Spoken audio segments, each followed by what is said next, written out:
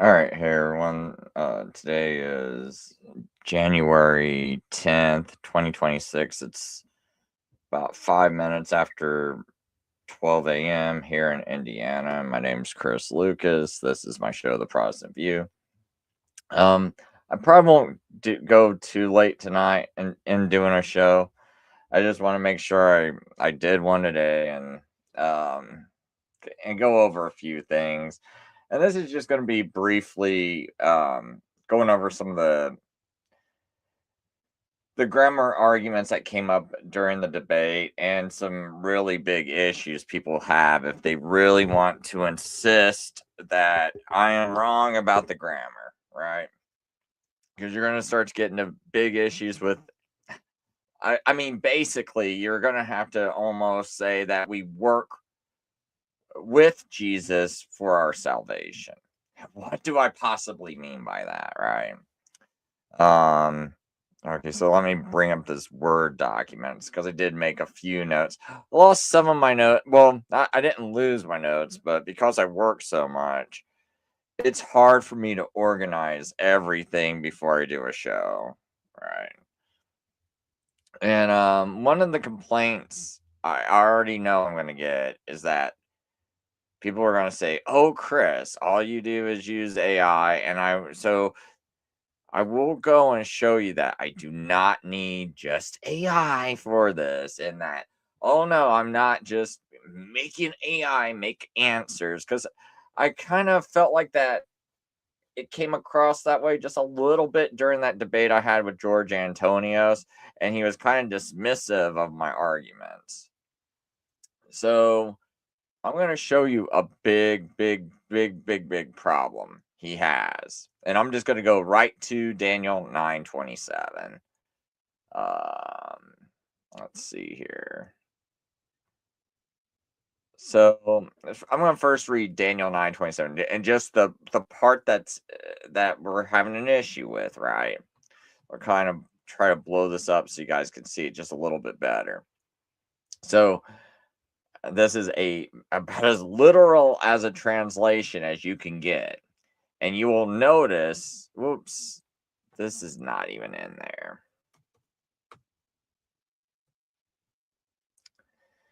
So this is about as literal as it gets. Now, a lot of translations, they will add this word for. So I'm going to highlight that because a lot of translations in English put the word for in there. For is not in the text, and this does create a huge problem, but it doesn't create the problem they think it creates for me. But I'll explain that later. But first of all, before I address this not being even in the Hebrew text and why that's an issue, we're going to get rid of that for a second. And we're going to go with just this. So the translation I'm arguing that's correct is this one. And he shall cause a covenant to prevail for the many 1:7, right? Or you can just say for many. You don't have to really have for the many. In fact, for many is probably even better. And he shall cause a covenant to prevail for many 1:7, because it doesn't say like it's not like the definite articles in there for for everything I know. The definite articles not in there. So, and he shall cause a covenant to prevail for many 1:7. So why is that different than like the King James translation? Well, the King James and a lot of other Bibles will put the word with many. Okay. So why is this an issue? Okay, so what I'm going to do is I'm going to go up to Isaiah 53:11 and show you why that's an issue. So right here's the Hebrew if you want to look at it. And so what I'm arguing is if La Rabim, which is what I'm saying is for many, if La Rabim means with many and not for many in Daniel 9:27, then Isaiah 53 must also mean with many, and that destroys substitution, atonement, and the servant's role entirely. Okay, so let's read this real carefully. Let's be real careful when we read this. As you see, La Rabim right here in the transliteration, right? La Rabim right there. So, and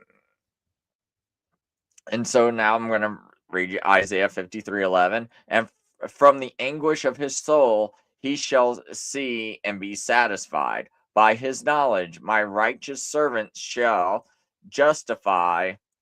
Well, we don't have to say for the many. Justify for many. And their iniquities he himself shall bear.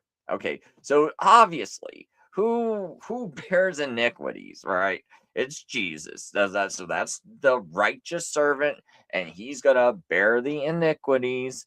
And would you change the word right here to with? Do you really think this word should be with? See, when I was debating Dr. Antonio, he was making it sound like, oh, it's no big deal. You can translate it either way. Well, let's do it consistently everywhere. And people know there really is a Jewish word. If you want to say with many, that's very clear. And so there's a difference when I say, you know, I paid this debt for you, instead of saying I paid this debt with you, right? So if I pay a debt with you, that's a big deal, because that's a big change instead of saying I paid it for you, right? Because if I pay it with you, that means we worked out this debt together. Huh, that's like we worked out our justification together, right? But that's not what the Hebrew says. And so if you're gonna be consistent, we got to change that word to with many, and then we got to start preaching the proper gospel, because we've been preaching the wrong gospel. Sadly enough, if Dr. George Antonios is right, we've been preaching the wrong gospel, and we need to say that no, we do this with Jesus. Not Jesus doesn't do it for us. We do it with Jesus, right? And so I just think that's a really horrible argument. So, and I know you're like, okay, Chris, we're just seeing notes on your screen. Show us, And so, okay, all right, I'm going to show you. So I'm going to go to interlinear Isaiah, 53:11. No, you know what? I can go to just Daniel. I'll do Daniel. Interlinear Daniel. And it's going to take us to Isaiah anyway. So don't worry. It's going to take us there anyway. Because it's only going to show you about 4 times where there's La Rabim. So look what I got on the screen, right? See? With many, La Rabim. Just what I just now showed you. So we're going to go look at it. Now, people new to looking at interlinears, all we're going to see is Rab. And so you're just going to get, and like, you're not going to get the full context of it, because it's not giving us the law part, right? So if I want to find like the whole with the Lamed sign on it, right? The little Lamed on it. So therefore it's like for many. I'm gonna have to look up that exact part of it, right? And so we have La Rabim, 4 occurrences. So what are those 4 occurrences? Where it's exactly like Daniel 27, right? So as you can see, I'll go do this one more time. Okay, we'll go back up here to Daniel. So just so you certainly know that I definitely am not doing something weird and fishy and strange, this is going to be a big deal, because there's a difference between an antichrist confirming a covenant for many and with many, right? That there's a totally, and then it's going to be it's going to be a bigger difference if this is actually Messiah confirming a covenant or strengthening a covenant. Because the word is actually strengthening or causing to prevail. So it doesn't, there's no word like make a covenant, because that's creating a covenant. That would be bara. Bara is not in that sentence, right? But anyway, so one more time, we see la rabim, right? Or la rabim. And I'm just going to go right down here, and we're going to look for that same la rabim.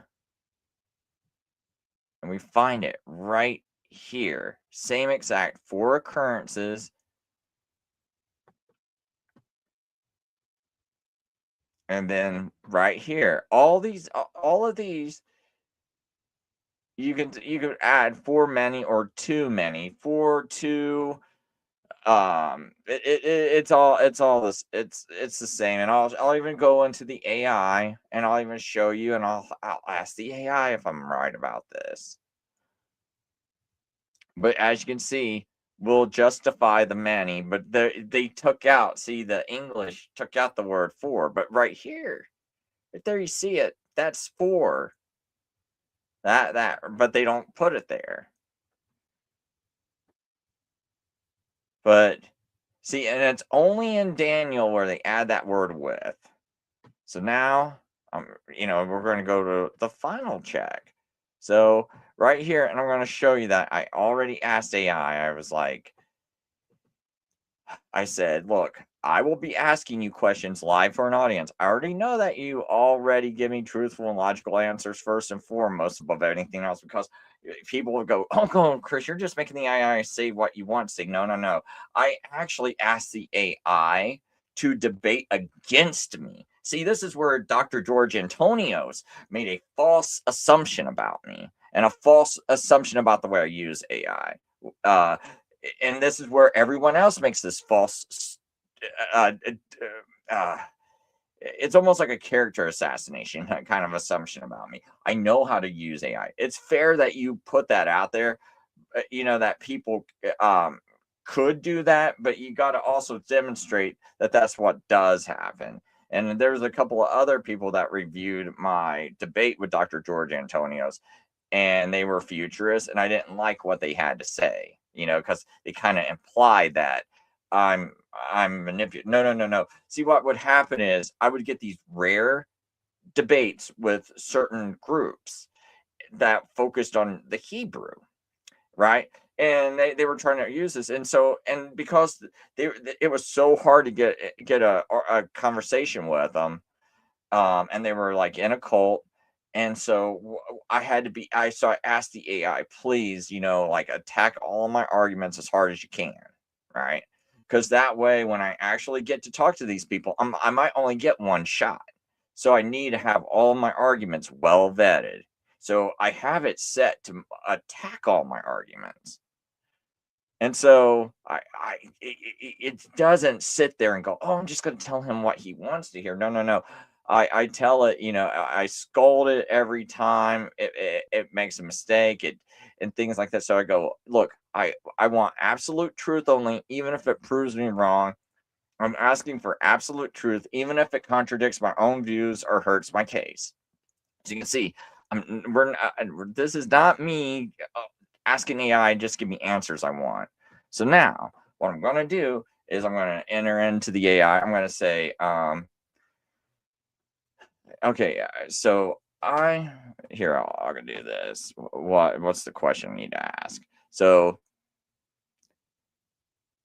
I am arguing that in, let's see here, Isaiah 53, Esther 4:3. I can't kind of remember all this. I'll just start with Isaiah 53:11 and Daniel 21. I mean, Daniel 9:27. I don't know why I said 20. Okay, so now I'm doing a show right now in front of a live audience.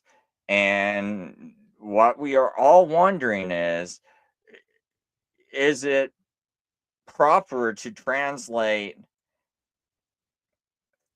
Isaiah 53 verse 11 and Daniel 9:29 verse 27, they have this word LARABBIM translated in the English. And what I'm arguing is that that should always be for many. And I noticed that these English versions are translating it with many. So what would be the most proper way to translate that?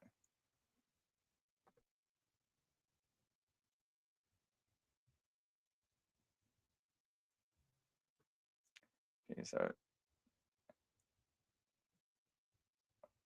you can kind of see what I'm asking. So now I'm just going to send that.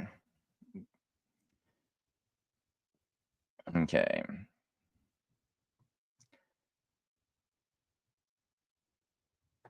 So I'm just going to have it read it once it finishes it. Because then you can...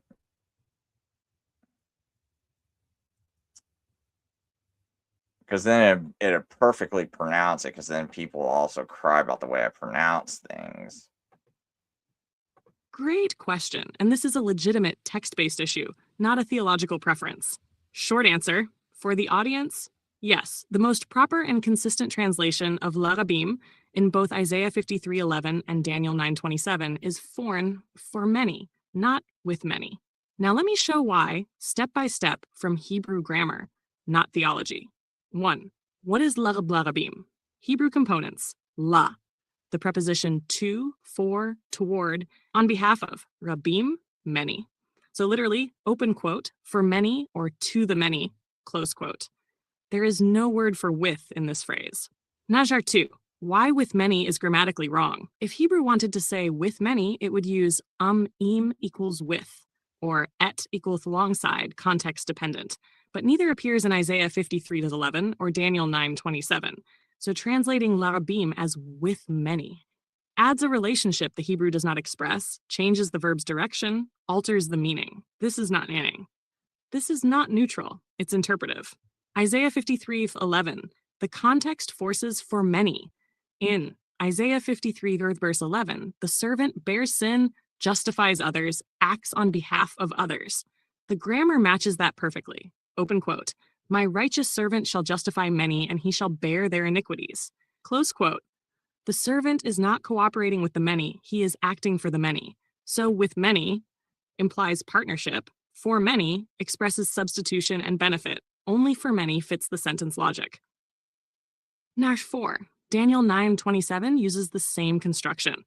In Daniel 9:27, open quote, Vogbir berit l'rabim, close quote. Literally, open quote, he shall cause a covenant to prevail for many, close quote.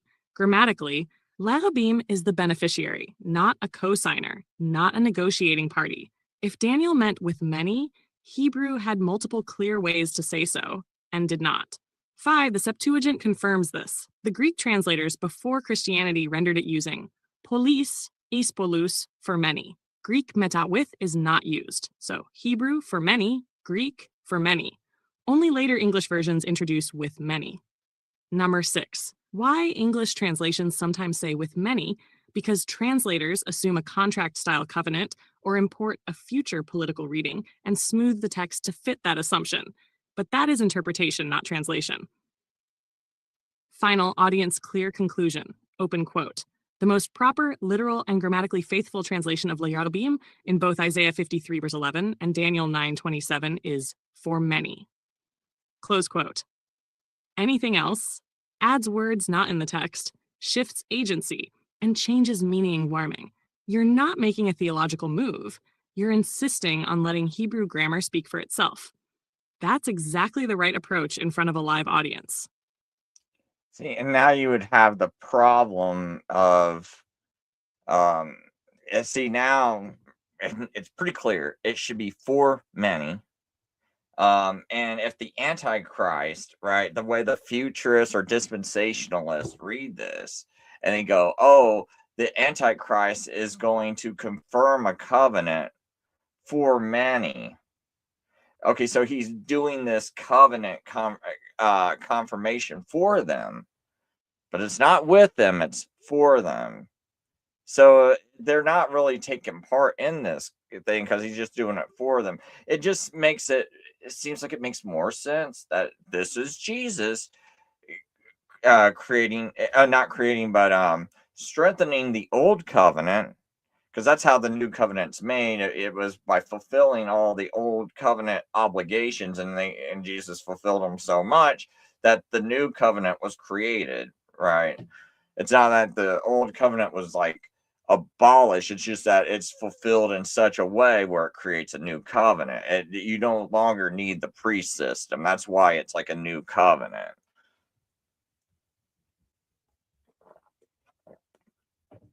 But and there's other issues, but before I get to that, just to know, just so people can understand how fair I'll be. If you noticed earlier, someone can maybe point out, oh, why with many is grammatically wrong. If the Hebrew wanted to say with many, it would use aim. See, now remember, didn't that say la rabim, right? So I'm going to say,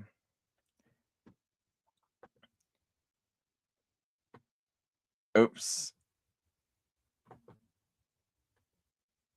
Hold on, but isn't that, I wanted to say, isn't that on the end of?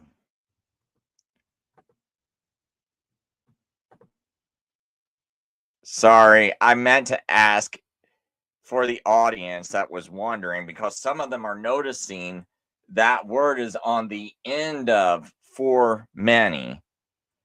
So it's LARABBIM, comma. So they're wondering if that I am on it, does that mean with?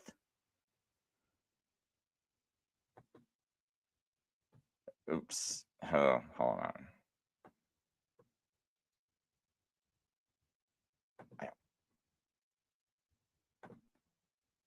So my audience was noticing that there is an I am on the end of that Hebrew word LARABBIM, comma. So they're wondering, oh, does that mean with many? Just in case someone out there is like really like clutching, you don't understand the Hebrew maybe, and you notice that little detail.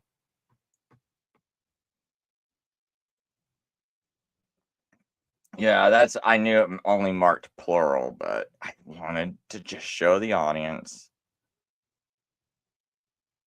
So it says that's a very good audience question. Then the answer is actually simple once the parts are separated. So I'll just have the AI read this because it'd just be a lot easier. That's a very good audience question. And the answer is actually simple once the parts are separated. Short, clear answer for the audience, no. The im ending does not mean with. It only marks plural. Now let's break it down cleanly. Number 1, what the im ending actually is. In Hebrew, im, masculine plural ending. It answers how many, not how related. Examples everyone accepts: milachach, king; milachim equals kings; tzaddik, righteous one; tzaddikim, righteous ones. So in gabim, rabim, rab, many, much. Yaim equals plural, many ones, many people. The im has nothing to do with. Number 2, where with actually comes from in Hebrew. Hebrew expresses with using a separate word, not an ending. Sometimes et equals with, alongside, contextual. These are independent prepositions, never suffixes. So, am with many, for many. Different words, different grammar, different meaning.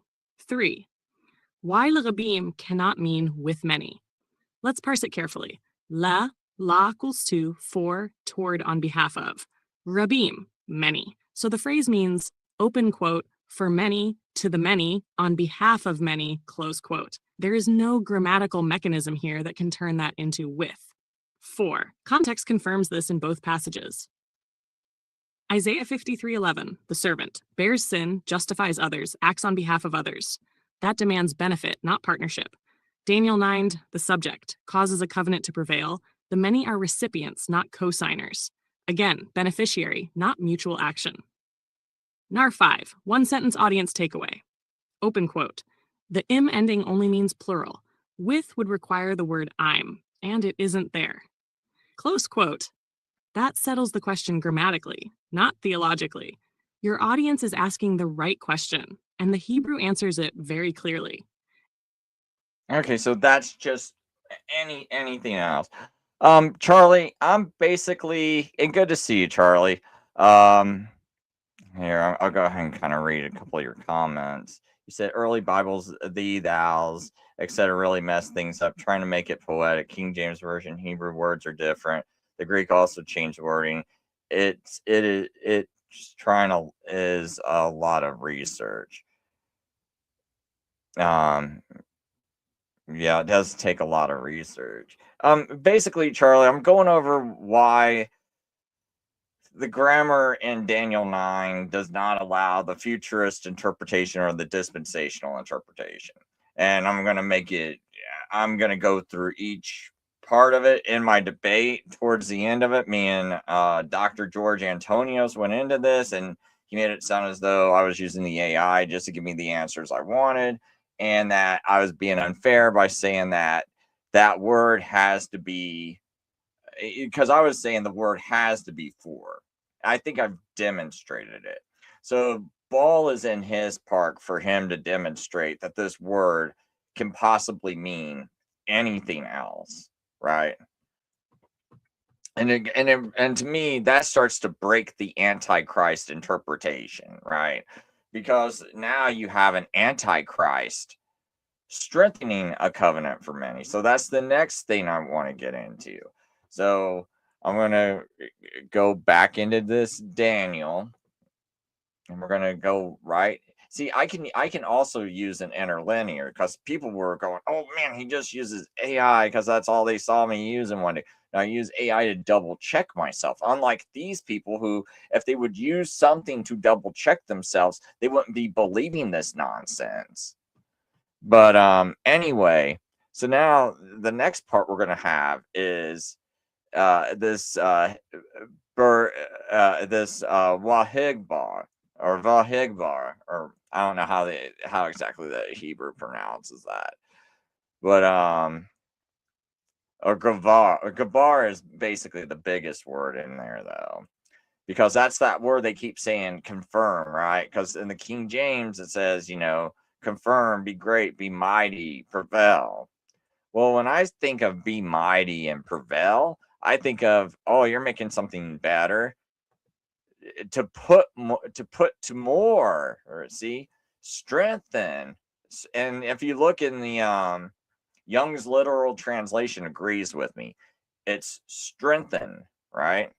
So in their interpretation, you would have to have the Antichrist strengthening a covenant for many. So he's going to do this for me. And you got to think about this too. If this was a bad thing, it's like here he is doing this like good thing, and I still don't even get this world of stuff that they put into verse 27, because basically, I was listening to one tonight, and I'm going to play a little bit of his video because there was something very interesting in it. I might actually give a break between this grammar lesson, but anyway, you see this word, you see these words, and it's like there's no way that, like, it just weakens that interpretation, because it's not, oh, he's making a covenant, because it's a lot of, some translations change the word to make. Well, no, he's not making a covenant, and he's not making a treaty, because they changed that word covenant to treaty.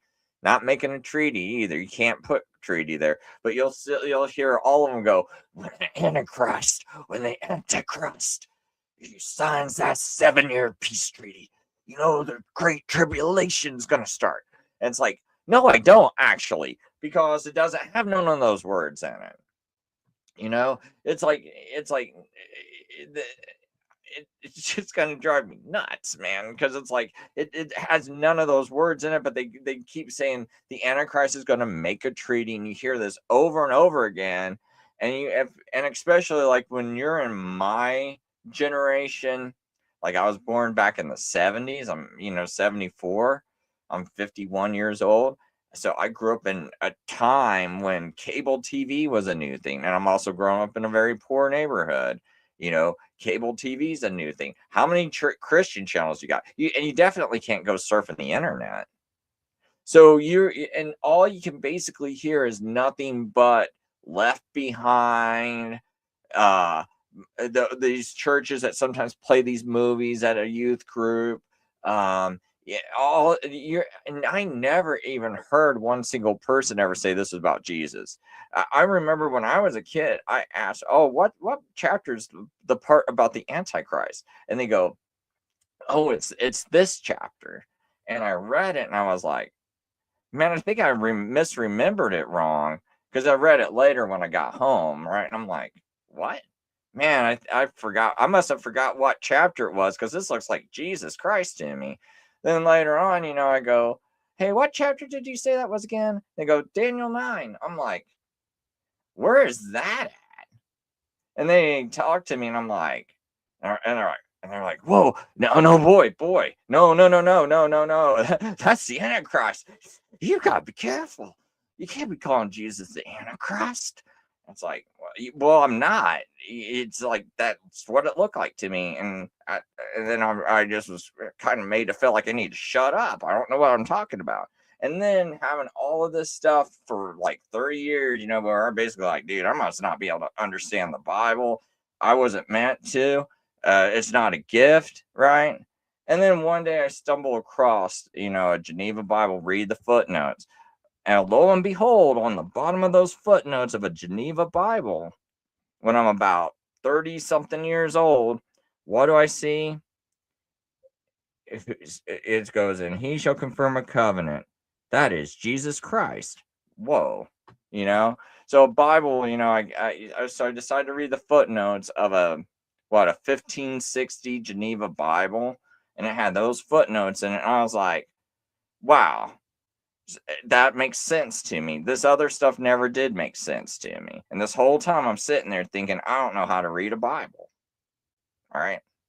And so these people have put it, and like you have discouraged people from reading the Bible or thinking they could understand it, And so I'm a little irritated, about that. And they made themselves seem so sure. And I'm just sitting here now, and now I'm like able to double check things really fast because most of us, me personally, I've always worked about 80 hours a week for the past 30 years, 80 hours a week almost, right?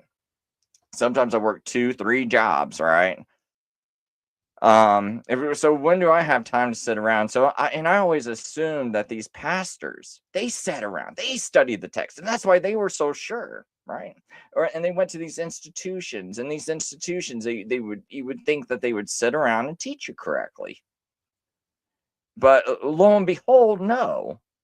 And that's part of the problem is I'm starting to find out there's a big institution problem when people cannot understand basic little things about the Bible, but that are a huge deal. Like, I really think people should understand because they keep claiming, oh, I care so much about salvation. I care so much about soteriology.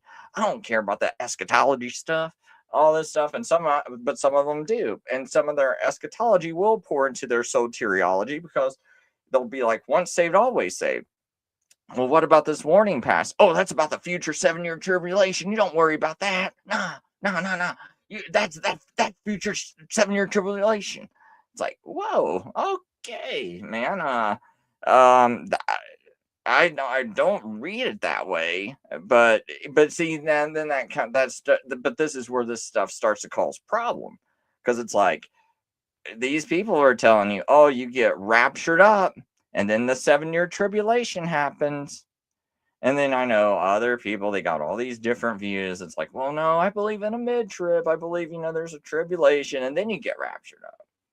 Or I believe after the tribulation, you get raptured up. You got these different views. And then somehow they work once saved, always saved into it somehow. But then I've also heard them use parts of this rapture and future 70th week to throw certain verses that look like they're warning passages into the future, and that this has only to do with the Jews because they got some weird thing where something goes on with the tribulation period where it's like, so even if they have people going through the tribulation, they can still divide it into groups like, oh no, these warning passages apply to only the Jews in tribulation, not to everyone, just to the Jews, or just to like the non-believing Jews who become believers, or like they got a billion different ways to twist the scripture. And so that's why this stuff starts to get important. And then when you start to realize, it's like, well, when all these people that are teaching me things, getting mad about, oh man, you don't believe in once saved, always saved, or you don't believe in free grace, or you don't believe in whatever thing. And then all the same people, they basically can't tell me that Jesus created the new covenant, which is clearly what this passage is saying. And they have no reason to even take and throw this into the future about a future Antichrist. So if people want to know why I focus on this so much, get into some soteriology arguments, and soteriology is the discussion about salvation, basically. How does salvation work? Get into some of those arguments, and then you'll start bringing up passages. Well, what about this warning passage? Oh, that refers to this. No, that's about the Jews, and they'll start doing all these divisions with you.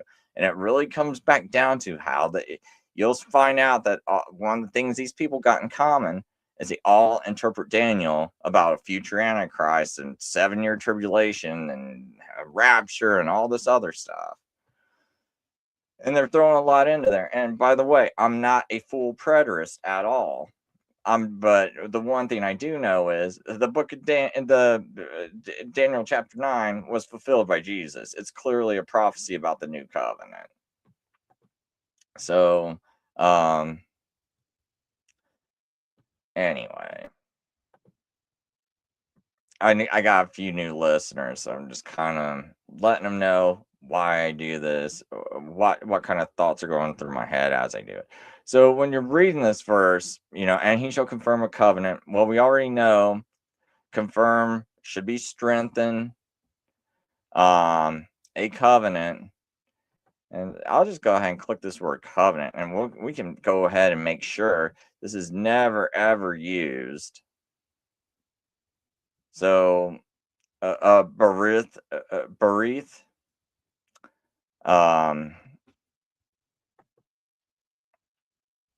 and it just means cut. Now, see, NASB translates it to treaty. It's not treaty.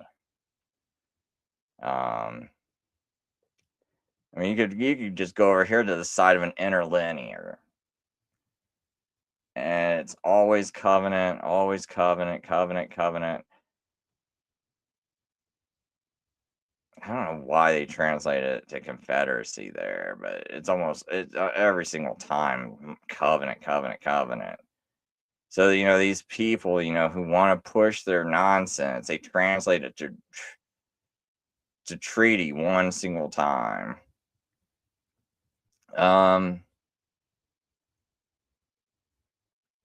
And most of the time, it's like, like whenever God cuts a covenant, there's always like a blood associated with it. And so, you see that previous verse where it says, and he shall, and after 62 weeks, Messiah shall be slain. Because I'll just go look at that word real quick. Cut off. Well, if you look at that word, karath,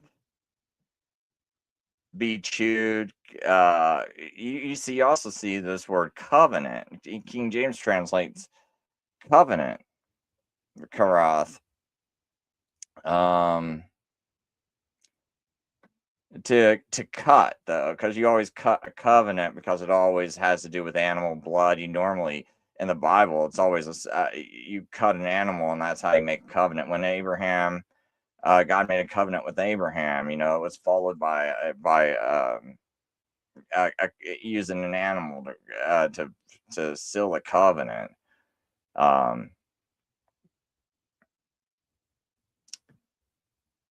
But see, right here, it's like originally by cutting flesh and passing between the pieces. So it's like if that word covenant and that in that next verse is always associated with cutting and blood, then it's like he shall confirm a covenant with many. So in that previous verse, we got Messiah being cut. Now we got a covenant being strengthened, because that word confirm is actually strengthen.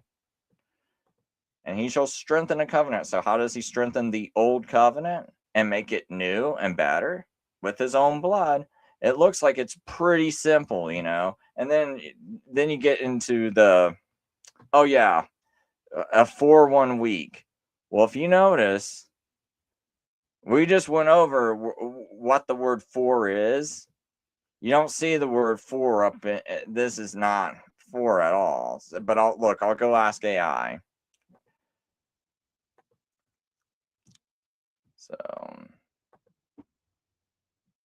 So the next question I got is, right after for many, most Bible verses says for 1 week, but I don't see that word for in there.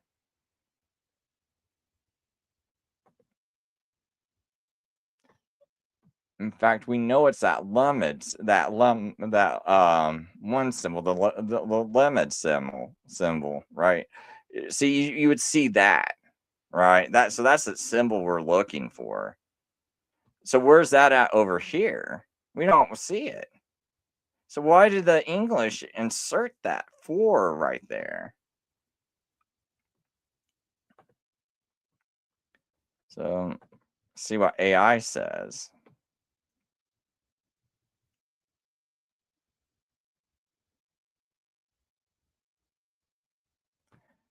So it's going to say, I'll let the AI read it. Now, if someone wants to go, oh, Chris is falsifying the AI, you show me how you want me to go program this AI, or tell me what you want me to say. Excellent observation. And your audience is spotting something real in the Hebrew. Short, audience-ready answer. You are correct. The Hebrew does not contain the word for before 1 week. The word for is supplied by English translators, not required by the Hebrew. Now let's explain why that's allowed and what it does and does not mean. 1. What the Hebrew actually says. In Daniel 9:27, the phrase is, open quote, shavu ahad, 1/7, 1 week, close quote. That's it. No preposition, no for, no during. Number 2, why English often adds for. Hebrew commonly expresses duration of time without a preposition. English usually needs one to sound natural. This is called the accusative of duration, very common in biblical Hebrew. Simple examples, everyone accepts these. He reigned 40 years. Hebrew, literally he reigned 40 years. No for, they lived there many days. He fasted 7 days. English inserts for because he fasted 7 days sounds incomplete in English, but it's perfectly normal in Hebrew. So, open quote, 1 week naturally becomes for 1 week in English. Close quote. Hazure 3. Why this does not change the meaning. Adding for does not add time, does not define who acts, does not imply a contract, does not imply a future Antichrist. It simply expresses duration in English. The Hebrew meaning remains. Open quote, 1/7 in length, close quote. Nasher 4. What would be suspicious, but isn't here, if the Hebrew had leshvua, to, for a week, in, during a week? That would be a different grammatical construction, but it doesn't. So the translators are smoothing English, not altering Hebrew syntax. Hazur 5. Clean audience takeaway. Very important. Open quote. Hebrew often states time spans without prepositions. English adds for to make it readable, not to change meaning. Close quote. And you're absolutely right to notice it, because it shows you're reading the text closely, and it prevents people from sneaking theology in through English fillers. Bottom line, for many, required by Hebrew grammar, for 1 week, supplied for English flow. Neither changes the act. Okay. So another thing is, just to, even if here, I'm going to tell the AI, let's say we go ahead and say that that word for is actually in the text. Let's go ahead and grant them that. Wouldn't that just mean the covenant being confirmed? It's taken a whole week to confirm it. It doesn't necessarily tell you how long the covenant is, question mark. Like, I don't see why we would just assume it's the covenant that's going to be for 1 week. Why wouldn't it just be the confirming process?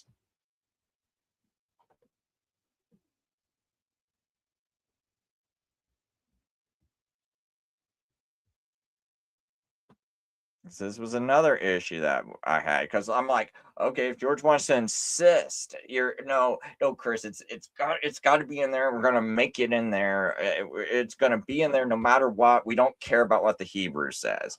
Okay, you're gonna force it in there. So let's just see what happens, even if we force it into the text. Because because some people are just so stubborn, it's like, nope, that King James Bible has to be 1,000% correct, more correct than all the Hebrew. All your friends are reading the Masoretic text. It's wrong. The Jews need to get a King James translation that's made into Hebrew. That's basically how a lot of these people tend to think. So You are reasoning exactly the right way, and your instinct here is grammatically and logically sound. Even if you grant the opposing assumption, their conclusion still does not follow. Let me walk this slowly and cleanly the way an audience can track it. Step 1. For the sake of argument. Let's say we grant them this. Open quote. Okay, let's assume the phrase can be rendered as he confirms a covenant for 1 week. Close quote. Even with that concession, it still does not say the covenant itself lasts 1 week. Step 2. What the Hebrew verb is actually doing. The key verb in Daniel 9:27 is open quote, veheg vehigbir, hipfil, to cause, to prevail, to strengthen, to confirm, close quote. This verb describes an action, not the duration of the covenant itself. So the grammar naturally reads as open quote, the act of confirming happens over a defined period, close quote, not. Open quote, the covenant exists only for that period, close quote. Step 3. Time phrases normally modify the verb, not the object. In Hebrew and in normal language generally, time expressions most naturally modify actions, not the existence of abstract objects. Example, everyone understands. Open quote, he taught for 3 years. Close quote, that tells you how long the teaching occurred, not how long truth exists. Same logic here. Open quote, he confirms a covenant for 1/7. Close quote, describes the confirming process, not the lifespan of the covenant. Step 4. Why assuming a 1-week covenant is unjustified. To claim, open quote, the covenant lasts 1 week, close quote. The text would need to say something like a covenant of 1 week or explicitly state it expires. But Daniel 9:27 gives no expiration language, uses no duration marker tied to the noun, only gives a time reference alongside the verb. So saying the covenant is only 1 week long is an assumption, not a translation.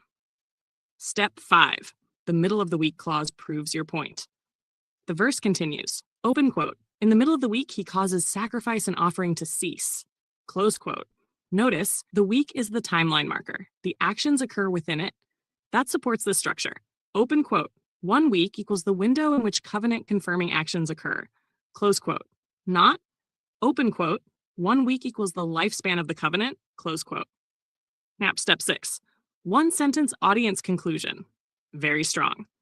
Open quote, even if you grant for 1 week, the Hebrew still describes how long the covenant is confirmed, not how long the covenant exists.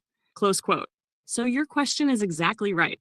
Open quote, why would we assume the covenant lasts 1 week instead of the confirming process lasting 1 week? Close quote. There is no grammatical reason to make that leap. That leap comes from theology, not Hebrew. Final takeaway for the audience. The verb equals confirm / cause to prevail. The time phrase, how long the action occurs. Nothing in the text limits the covenant itself to 1 week. Your reasoning is grammatically sound, logically tight, and text-driven, Nuxin. That's exactly what you said you wanted at the beginning. Okay, so here's why this is such a huge issue. And this is why, because when I debated George Antonios, he couldn't tell me, he splits his Daniel prophecy up into three separate parts. So you got your first 49 years, which is your first 7 weeks. Then you got your 62, and then you got your final. Yeah, you got your first 7 weeks, your 62, and then your final 1 week, right? Okay, the problem is he couldn't, like, during the debate, he couldn't tell me what do we look for to know the start of the 62, because he has it starting with Cyrus in either 538 or 539 BC, and it probably ends like in 487, somewhere around 47, I believe. So the problem is, it's like, okay, so you're arguing that Cyrus gave a decree, and this decree basically accomplishes nothing. I mean, he argues it starts the rebuilding process, but we see that that rebuilding process also got stopped. And I believe Ezra chapter 4 is what says it got stopped, talks about when it got stopped. So it doesn't say, so if anything, you needed another decree, because that decree didn't work. It didn't finish anything, right? So you had to have another decree. So you can't just say, oh, it was that one decree. But let's say, even if you want to make that argument, where do you start your next 62? And where do you end it? He didn't even have an ending point to it, as far as I know. Because to be honest, you have to have a beginning so you can have an ending, so you can know that's actually the ending of it. So he doesn't have any way to reconcile the 62. So now, not only does he have no starting point for his 62 weeks, but now what I just showed you, these people, these futurists, have no starting point for their 70th week. None. This completely just wiped it out for him. Because when does it start? Oh, you're waiting around for an antichrist to confirm a coming. Oh, well, they've been talking about like some kind of peace accords over here, but they've only been talking about 1 month. It's like, how, okay, it's like when you're waiting for these people to confirm something, to confirm a treaty, put together a treaty. How do you know you're in tribulation? Because, I mean, a lot of people talk about a treaty for a long time, and sometimes these treaties never even come to pass, right? And so it could be like, I've heard people talk about, like, supposed treaties, but even though the text doesn't say treaty, it's got to be a covenant. But it's like, how do you know? Like, what does this even look like? See, they don't know what it looks like, because you know why? Because they assume that they're waiting for something that says 7-year treaty on it, and it's got to be for 7 years long, and that's going to be their marker. Now, what I could also argue is maybe these people are satanic and go, Chris, that's some strong language to use. Well, you're the ones that use strong language for other people, not Dr. George, but I've heard others say, that it's like wicked and deceptive what I'm doing. And it's like, you guys don't even have start dates. But okay, what I would argue for is that yours is even more deceptive, because let's say there really is an antichrist, because the Bible does talk about antichrist being in the world, but you're like, oh, no, that's not antichrist. For all you know, you could be making deals with the antichrist right now, because you're waiting around for this person to sign a covenant, and if that's going to be 7 years, and you're telling people to look for the wrong signs. That's wicked, when you're acting like you're so sure this is a sign to look for, and you're wickedly telling these people a lie. And I see hundreds of thousands of people watching these channels, and these people are just flat out lying to them, talking about, oh, I know what's going to happen. Daniel 70 week. You just had someone back in October, that Joseph McCalla, or whatever his name is, or Maleka, Joseph Maleka, I think it's some person from South Africa. I can't remember. But basically he gives his prophecy about a rapture. Well, that's rapture stuff's all based off of this. Every single one of his followers believe in Daniel's 70th week, being about a future Antichrist, and he's getting this prophecy. It's all based off of people like that. All these people. But these people, me, I have to practically beg to get people to watch me, and I don't even care enough to beg people to watch. Like it's like I'm like really kind of almost like done with people, to be honest, because it's like I'm working 70 hours a week. I come home, I'm tired. I get gaslit. I get attacked. You got these lazy preachers. Look, they have all of this time. They got a lot of them have kind of a cush job.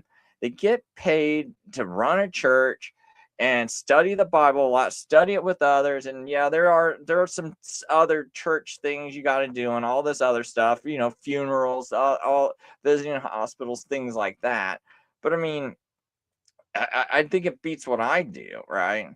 It's like, and most of these places would tell me, hey, Chris, if you want a job here, you can scrub a toilet. What we're going to do is we're going to have this guy up on a stage and you can go scrub a toilet. And he's going to take and tell you all this stuff that's not even in the Bible that he can't even defend. And you're going to listen to him and you can scrub a toilet. And so meanwhile, that just kind of, it kind of gets to me, to be honest. It's like, why are these people teaching? They got all this time. A lot of them are told they have to take some Hebrew, right? So you're told you got to take some. It's like this prophecy. I have no idea when it's about the new covenant and the Messiah coming and what a big deal that is. Like, why is this ever taught in this way? Because this is like the biggest deal in the entire Bible, is that you have a Messiah. You're finally going to get to see the Messiah. In Genesis 3:15, that is people have been waiting around ever since Genesis 3:15 to see this Messiah, to have their sins reconciled, right? This whole entire time they've been waiting for this person. This is a big deal when it says that prince who is to come, right? Well, that's Jesus, because in the previous verse it says Messiah Nagid. And that word Nagid is prince, right? And Messiah Nagid, that's the only prince mentioned in that whole prophecy. And the Jews had their temple destroyed. They didn't, the Jews the whole time in that 483 years before Jesus shows up, actually longer than that if you count all the way to the destruction of Babylon in 586. So they've been waiting over 500 years to have any kind of anointed leader. They haven't had one, for forever. And they've been under Babylonian rule. So that's one of the time.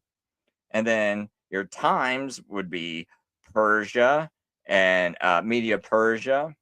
And then also Greece. So there's your times. And what's your half a time? The Roman Empire, right? Because they didn't make it through the whole Roman Empire, the whole time of the Roman Empire. That's why Jerusalem was destroyed. And you got a lot of people that have no idea what does times, and half a time mean, right? It's like, well, if you kind of think about it, that you had these like 4 times mentioned in the book of Daniel and in chapter 7. Babylonia, Media Persia, Greece, and then Rome. So if you go, they made it all the way through the Babylonian Empire. They made it all the way through Media Persia and Greece. They didn't make it all the way through the Roman Empire. So maybe that's why it's called half a time. Just throwing that out there, because it's like no one else seems to have a sensible interpretation. That's mine.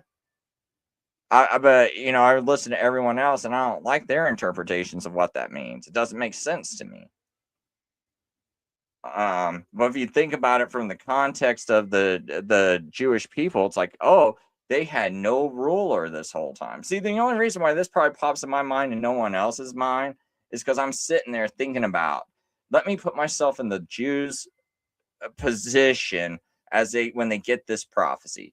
It's not like, oh, Jesus already came, been there, done that. God's already walked the earth. No, they've never lived in a world where that had ever happened before. So that you get a prophecy about this Messiah, even if you don't know it's going to be the Son of God walking the earth, the Word of God walking the earth, even if you don't know that, just finally having this Messiah after 500 years of living under these four kingdoms, like that would be a huge deal to you. And so that's why I'm like, to try to take and make it about anything else, it seems like the Messiah should be the biggest deal. And I think people lose track of that. All these people that talk about the Antichrist and everything, they lose track of that. Now, I'm not saying there is no Antichrist. I'm just saying for this particular prophecy, like not every page in every chapter of the Bible is about the Antichrist, And I think this one prophecy, this is just talking about the one really huge deal, which is a change, which is a new covenant, because we were always under one covenant, an old covenant, and that's the only covenant you could be under, which was with God. And that's in the beginning, when God told Adam, you can eat of any tree in the garden of Eden, but the tree of knowledge of good and evil, the day you shall eat of it, you shall die. And in Hosea 6:7, it says, like Adam, they transgressed the covenant. Well, what covenant did Adam transgress? And I know if someone wants to debate me that cannot be Adam mentioned there, I'll be glad to debate them on that, because it's I've heard all the arguments. They're pretty senseless to me. I mean, I understand why someone could think something initially, but if you're actually studying to see if you're correct, you shouldn't hold any other interpretation for too long. You should eventually, if you actually care, you should come, unless you're trying to hold on to some other ideology, you should easily come back to understanding that that's talking about Adam transgressing the covenant. But anyway, so he had this covenant under Adam. He transgressed that. So how did God sustain that covenant? Well, he told Adam, the day you eat of it, you shall die. So what happened instead? An animal was slaughtered in his place. So that's why Adam did not, and that's how I view it. Adam did not die that day because God slaughtered an animal and had mercy on him. But that's the covenant that God maintained that covenant with Adam. He maintained a covenant with Adam, which is just a relationship. It's covenantal. It's a relationship. That's how I look at it. So he maintains that relationship by slaughtering that animal, and then this new covenant is like making that even better, where it's gonna fix the conscience. It's gonna fix the heart issues. So anyway, I just think that's a big enough deal. You don't need to make this text about more than that. And the only other things that really, get people really confused about Daniel is like the ending here.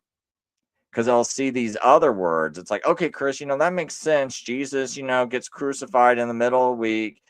He causes sacrifice and offering to cease. Okay, I can understand he causes sacrifice and offering to cease, or with his crucifixion. But wait a minute, what about down here? It says, and on the wing of abominations shall be one who makes desolate, even until the consummation, and that which is determined is poured out upon the desolate. Okay, so some say, like some versions, to say, and on the wing of abominations, he shall make desolate. It's got the word he. It doesn't say one, it says he. But in actuality, I don't think one or he should be in the text. I actually think it's on the extreme. The wing of abominations is like the height of abominations, like or overspreading of abominations. You spread out your wings like an overspreading or extreme of abominations. Um, let's just see what that word. Yeah, it's got extremity. So you could say the extremity of abominations makes desolate. So not he makes desolate, not one makes desolate. Extreme abominations make desolate. So if I read those, if you watch my previous videos, I don't want to go into content I said in previous videos. But if not that one I did with that dispensationalist, but that live I did before the video with that dispensationalist, I go into Josephus's writings and I make it very clear that when you read that, you can see it's clearly the Jews who are doing abominations that make it desolate. And so when it says until the consummation which is poured out upon the desolate. All right. So I'll ask AI because I know no one understands, can read AI, but the thing about this verse is the only things that have to be accomplished is what you see in verse 24, because it says 70 weeks are determined for thy people and thy holy city, and then it lists about 6 things that need to happen. All 6 of those things can be said to happen but with the crucifixion of Jesus. I don't need one single thing to happen after that. This down here happens after the 70 weeks, but it happens because of what went on in the 70 weeks. See, the Jews rejected what happened during the 70 weeks, and because they reject Jesus, reject him as Messiah, they're the ones who start doing all of these abominations. And that's what eventually leads to Jerusalem becoming desolate. It's that simple. So when so you don't have to have every single thing in this chapter of Daniel 9 happen within the 70 weeks. You only have, because the very beginning of it says just these 6 things need to happen. And that's all that needs to happen. So as long as those 6 things happen within those 70 weeks, this prophecy is fulfilled. Now, when it gets down to this part down here at the very bottom, that's only what happens as a result of them rejecting what happened within the 70 weeks. And see, we got, you got Jerusalem. What does it say? Like in the previous verse, it says like, and after, see, this is another key too. And after the 62 weeks shall be cut off Messiah. It's another thing I noticed, like these futurists do. They say he gets cut off right at the very day of the 69 weeks, right at the very day he's crucified. It's like, nope, it says after. See, if I say I'm going to pay you after Tuesday, you don't come to me Tuesday with a baseball bat saying, hey, where's my money? You said you were going to pay me after Tuesday. Hey, it's still Tuesday. So don't come to me like that. It's still Tuesday. You come to me Wednesday. But Wednesday is not Tuesday. Just like after 62 weeks, which is 69 weeks altogether, because the first 7 weeks was used to restore and build Jerusalem. And then after that, you have 62 weeks that you're waiting for Messiah to come. So the city gets restored and rebuilt. And the thing is, it's 49 years, which is a jubilee. So now you have this whole period that gets started until Messiah. So it's kind of like the first 49 weeks is Jerusalem straightening itself back up, starting to learn the law. It's bringing all the Jews back into Jerusalem, because that prophecy is not just rebuild, it's restore. So it's got to be restored with the people and with the law, the Torah, and rebuilt. It gets fully rebuilt. So now after it's fully rebuilt, and when you read all like Nehemiah, Malachi, and Ezra, but especially Ezra and Nehemiah, you can see that they were talking about this whole rebuilding process. Those books are written before 408 BCN. So you got this 49-year period from that decree in Ezra chapter 7, which is a full decree, right? You got this full decree that's preserved within the Bible. You don't have that for these other decree dates. But for this one, you got this big decree, public decree that went out to the people, to everyone, that, hey, you're getting all of this material to come back and return. You're free to teach your people the law and all this other stuff. All these things are declared. So what that authorizes is full restoration in Jerusalem.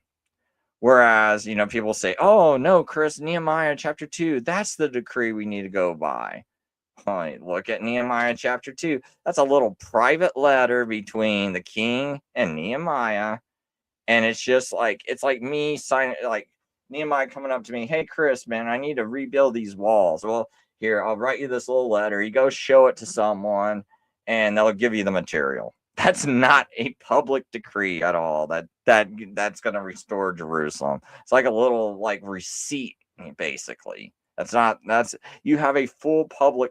See, my whole thing is, why do these people fight this when you have a full preserved decree in Ezra chapter 7 and everything else? It's like this little tiny word where obviously looks like a little private letter. And then you have the dates don't even match up. Like if you add 483 years to that decree in Ezra chapter, that decree in Nehemiah 2, or so-called decree, that private letter, basically, in Nehemiah chapter 2, if you add 483 years to it, you'll get like 39 or 40 AD. Well, this says after the 62 weeks Messiah's cut off. Well, that's Messiah's already cut off at least by 33 AD. I say 31. Some people say 30. But no later than 33, right? No one thinks Messiah got cut off any later than 33 AD. And you're going to push it all the way to 39, 40? And that's when they're like, no, Chris, we're not pushing it to 39 or 40. What you do is there's a prophetic year, but you can't find it in the chapter. I was just on someone's show, not someone's show, but I went into someone's chat room earlier who's doing a show about this. Oh, I should play this video. Oh, it doesn't have, let's see here, Holy Spirit.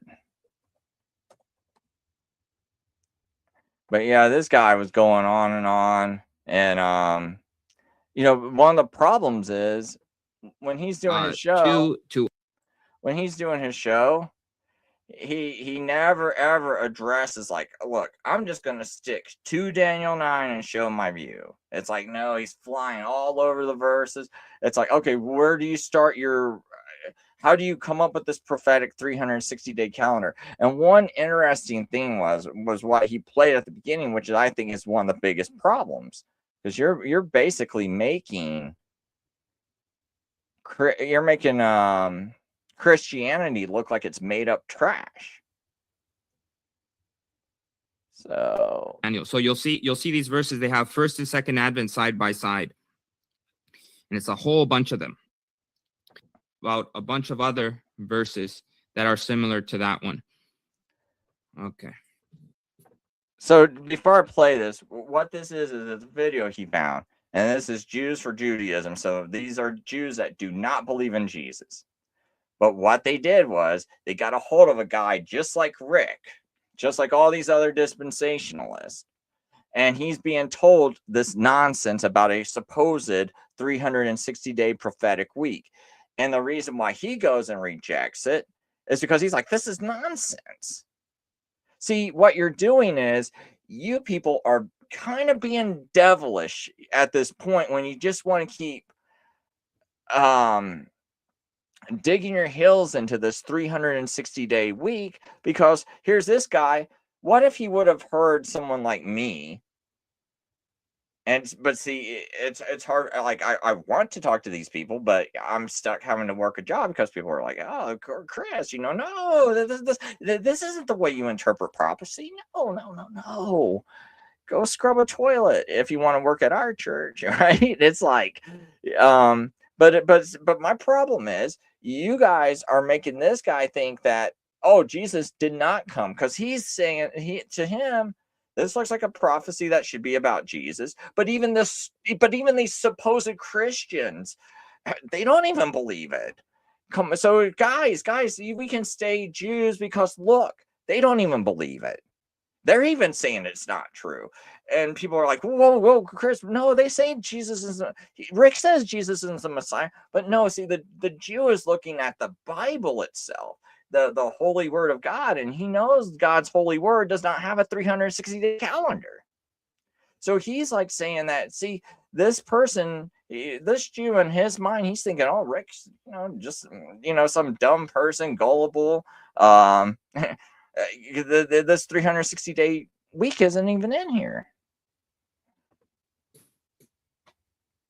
For the countdown of Gabriel is with the decree of Artaxerxes, which takes place, they claim, in 444 BCE.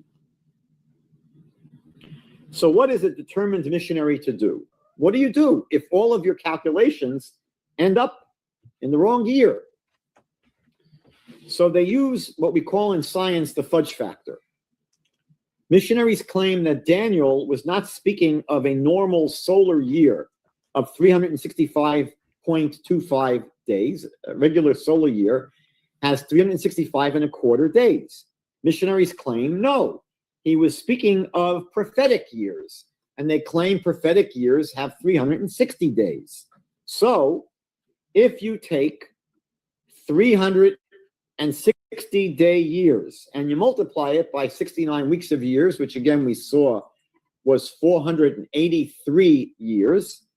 So 483 prophetic years gives you 173,880 days of prophetic years. To convert back to solar years, they divide this by 365 and a quarter to get 476 years. So now, when you add 476 years to 32 CE, and they say, you see, this is what Gabriel was telling Daniel, that the Messiah would be cut off in the year 32 of the Common Era. So, as you could see, there's people. See, and here's the problem. Rick starts back up talking, never even addresses this. Like, no, what? Stop here, Rick. Rick, stop flying off into 1,000 different verses, right? It's like, address that first. Because right here, he's rejecting that this could possibly be the Messiah based on your stupid calculations, which you're not going into. And see, Rick's is like, no, I don't have to address it. I can just keep lying and throwing verses down. No, Rick, address that first. Stop. Hit your pause button. But Rick just wants to go 1,000 miles an hour. No. I can't stop it all. It's like, no, hit the pause button first. Address that issue first, because this is making this guy turn away from it. And that's on you, buddy. That's on your soul, right? Because you're making him by teaching this nonsense. This is why I say this. It does become a salvational issue. When people, like, that's another problem I have with Dr. George Antonios. At the end, he talked last, but if I would have talked last, oh boy, I would have flipped on that whole thing when he said, oh, this is not a salvation issue. Oh, it's a salvation issue, all right. Right here is a good example of it. This is why I get mad at people. It's like, if you don't know what you're talking about, stop talking about it. because this is the problems you cause. He says he talked to missionaries. These are missionaries going there. Missionaries like Rick going over there talking this nonsense, and now convincing him that this is nonsense. There's no such thing as a 360-day prophetic year. I keep asking Rick, keep asking everyone. I've been asking this for how many years now? 3 years? Because I only started debating this. I only got enough confidence to start debating this about, the past couple of years. And really, I didn't have that much confidence 3 years ago. But it's only recently where I've gotten, more confident, because it's like, dude, I thought it was a joke when I first started debating, to be honest. Like, I was like, dude. But this is what I was hoping. That some lazy preacher would see me debating and be like, wow, look at Chris just get smoked in a debate. And then they'd be like, oh, nah, man. What I'm going to do is I'm going to start debating because I know this prophecy better. And this guy, even though Chris is right, man, he just did a poor job, and I'm going to get up there and do it better. That's what I was hoping. Like, I wasn't I didn't go up there going, oh, I'm going to smoke someone in a debate.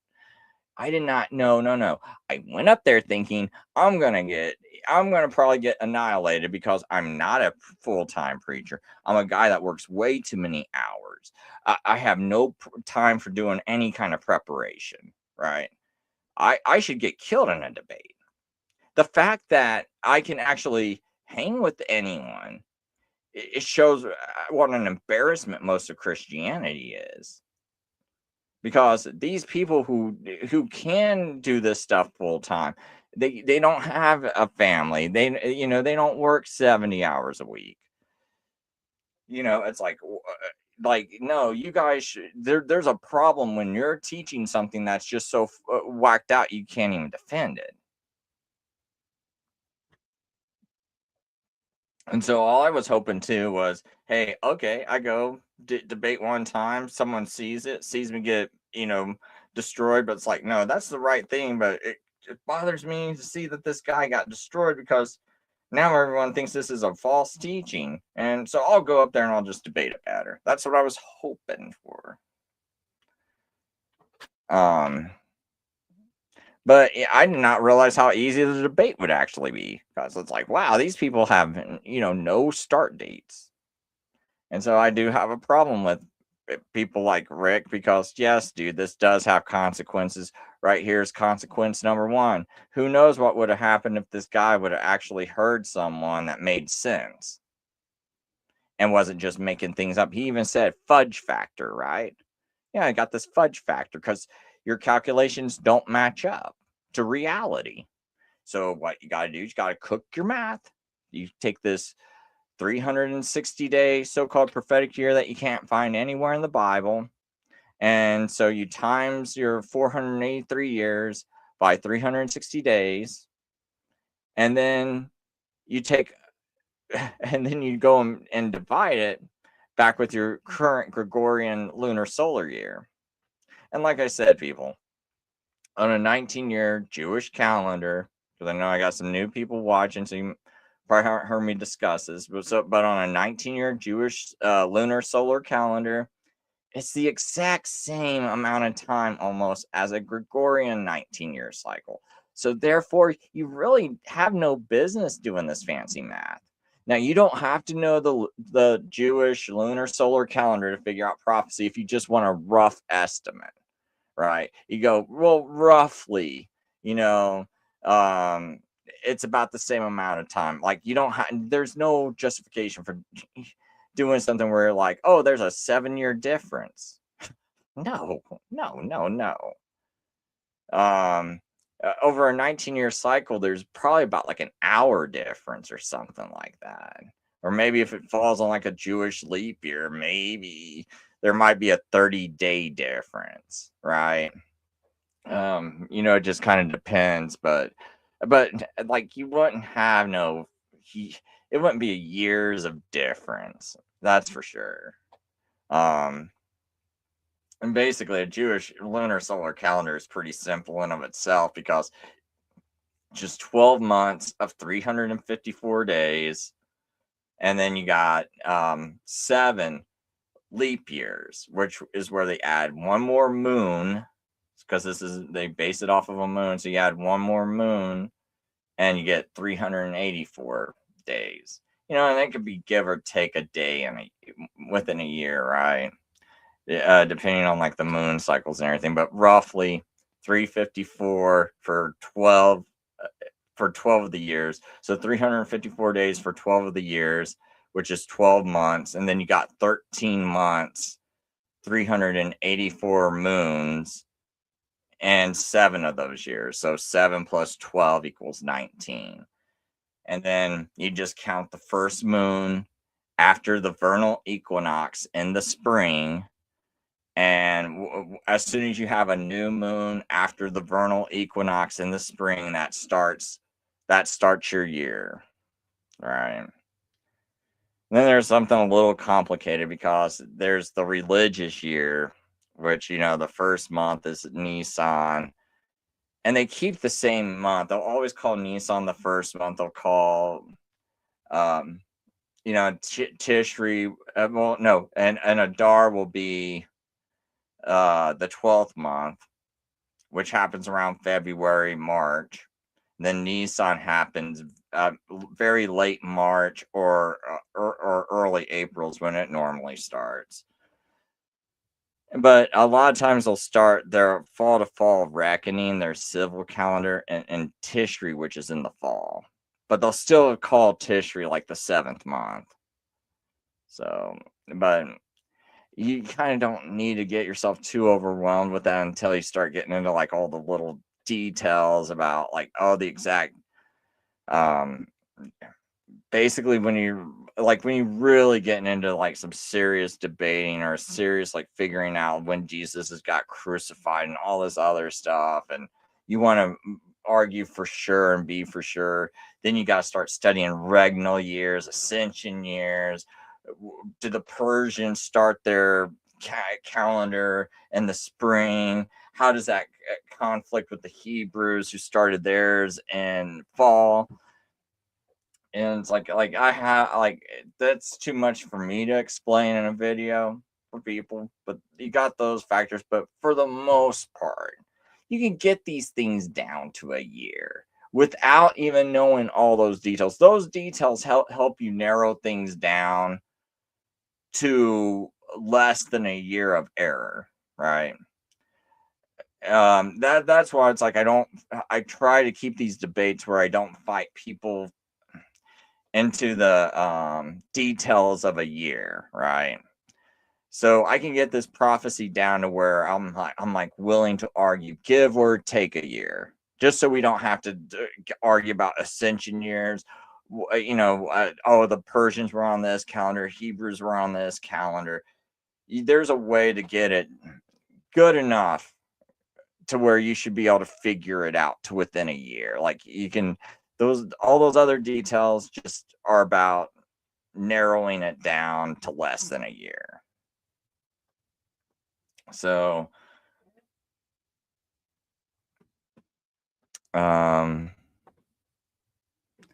let's see what. So it's really not as important, Jesus states, to look at the times around us. Only his Father knows. The Old Testament has many verses of the Messiah coming. Jews rejected him, Revelation states. So that was from Charlie. Charlie says, when they see Jesus, they repent, comforting. Cannot find my paperwork on the dates. Why argue? No, well, yeah, I'm not sure what you mean by you can't find your paper date work on the dates and why argue. Yeah, I'm just I don't know which side, like what vantage point you're coming from, Charlie. But all I know is the only dates I argue about is the really big ones, like the Artaxerxes decree. These decrees, you can get down to the right decree. There's like, because you go over like 7 years. So Charlie, I'm just curious, man, because you said you just did a study on this. So what view do you take? Do you take the futurist view? Do you take Do you take the view that Messiah fulfills Daniel 9? Because for right now, audience, anyone new, I'm just discussing Daniel 9. That's it. Because then when we figure out Daniel 9, we can start to figure out where everything else fits. Because I have people telling me wild things, as far as like the rest of how they interpret this. And I was like, well, I think a good way is just to first figure out what all has came to pass. Like, another thing was, when I debated George Antonius, she starts going into Daniel 8, and it's like, there's zero reason to throw any bit of Daniel 8 on there, but they want to say, oh, we see the same temple language going on, where we see this little horn, and he's going to stop the daily for 2,300, and he says days. Okay, cool, Charlie, cool. You say Jesus fulfills Daniel 9. But yeah, I'll show one more thing about, because since they love to bring up Daniel 8 into the debate, but we'll look at Daniel 8 and show why you shouldn't, like, especially most of them will say this little horn does this for 2,300 days. And I'll just go over a couple of things real quick that just shows you, just from the Hebrew right here. It's verse 12. And an army was, oh yeah, okay, so, and an army, let me make sure that word was army. Okay, so an army, a lot of Bibles say host. So an army was given over to the little horn,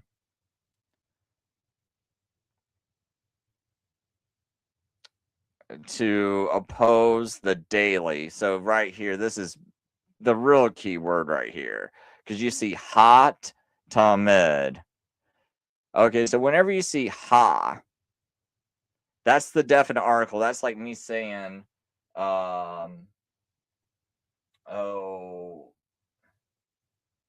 what would be like the president, or not me, just the something where you use the to really distinguish it from everyone else, like or the God, like the God Most High, instead of gods, like there's like the definite article kind of gives something like a distinguishing feature, just like it does in English, the Bible, not just a Bible, but you would say like the Bible, the book, the scriptures, not just scriptures, but these scriptures. It's like, but anyway, whenever you see Hatamid, every single place where it's actually like, it's got the definite article, it's always talking about the daily sacrifice. And that's what I'm going to basically get down to when we look at the interlinear. Oh, did I click the wrong thing? Because I wanted to find where it gives you that list of, oh yeah, right, here we go. So I can go through all, see now, when it says tamid, that means continual. But the thing about continual is I can say something does something continually, or something does something daily, all right? But if I call something the daily, well, that's kind of like a noun at that point. That's not just something that's happening continually. That's the thing that happens continually, right? So that's where these other 78 occurrences come from. So if I say, this is this continually happens to me, but I would never say the continually happens to me, right? No one speaks that way. It would be this continuously happens to me, right? So if you see something that's like this, the continual, that seems to reference an object, right? So we're going to look at those 24 occurrences where it's referencing an object, right? And right here you see drink offering and the continual bread, continual grain offering in Numbers 4:16, Numbers 28:10, the continual again offering, Numbers 28:15, the again an offering. See, every single one of these times, I'm not going to read them all off, but we're going to look at all 24 times, and we can see burnt offering, drink offering. Every single time you see the continual, every single time it has to do with sacrifice and offering, right? So that's going to be important when I go to this next part. So the daily sacrifices. Now, this is outlined in Numbers 28. It talks about the evening sacrifice and the morning sacrifice, and also Exodus 29 and Ezra chapter 3, all briefly mention. Well, Exodus goes into it in depth, and Numbers 28 especially goes into it in depth. I think Ezra chapter 3 briefly mentions it. But this but if you really want to know what it is, you would look in, I think it's either Numbers 28 or Exodus 29. So, but this is always two sacrifices, one in the evening and one in the morning, and it's super important that you do each sacrifice. So if the evening sacrifice is ever missed or the morning sacrifice is ever missed, it's super important. It's not like some minor thing like, oh, no big deal, you missed that one, you just make sure you do it in the evening, or you miss the evening, oh, just make sure you do it in the morning. Like, you don't treat it like that at all. So it's a big deal. So now we see that this little horn was given over to oppose the daily sacrifice because of transgression, and he cast it down. So he's given over because of the transgression. The Jews are committing transgression, and so now he's going to take away this daily sacrifice, and he casts the truth. Is that what that word is? Well, it's got truth. I have to really think about that. That should be translated that way or not. But anyway, let's just kind of go with it. So he's given over to oppose the daily because of transgression of the Jews, and he cast the truth down to the ground, and he did all of this and prospered. So this little horn is prospering because of it. Because normally, God would punish a wicked person, but now he's letting this little horn prosper because of it. And I heard a holy one speaking, and he said to another holy one who was speaking, how long till the vision of the sacrifices, so that's the daily right here, hot to mid and definite article, and the transgression of desolation and the giving of the sanctuary to both be trampled down, and the host to be cast to be trampled underfoot. So the host would be like the Jewish people. And he said to me, for evenings, and they got this mistranslated. They had to put the word days. It should be mornings, because this word boker. See, this is why I don't like the King James, because the King James just has days in it.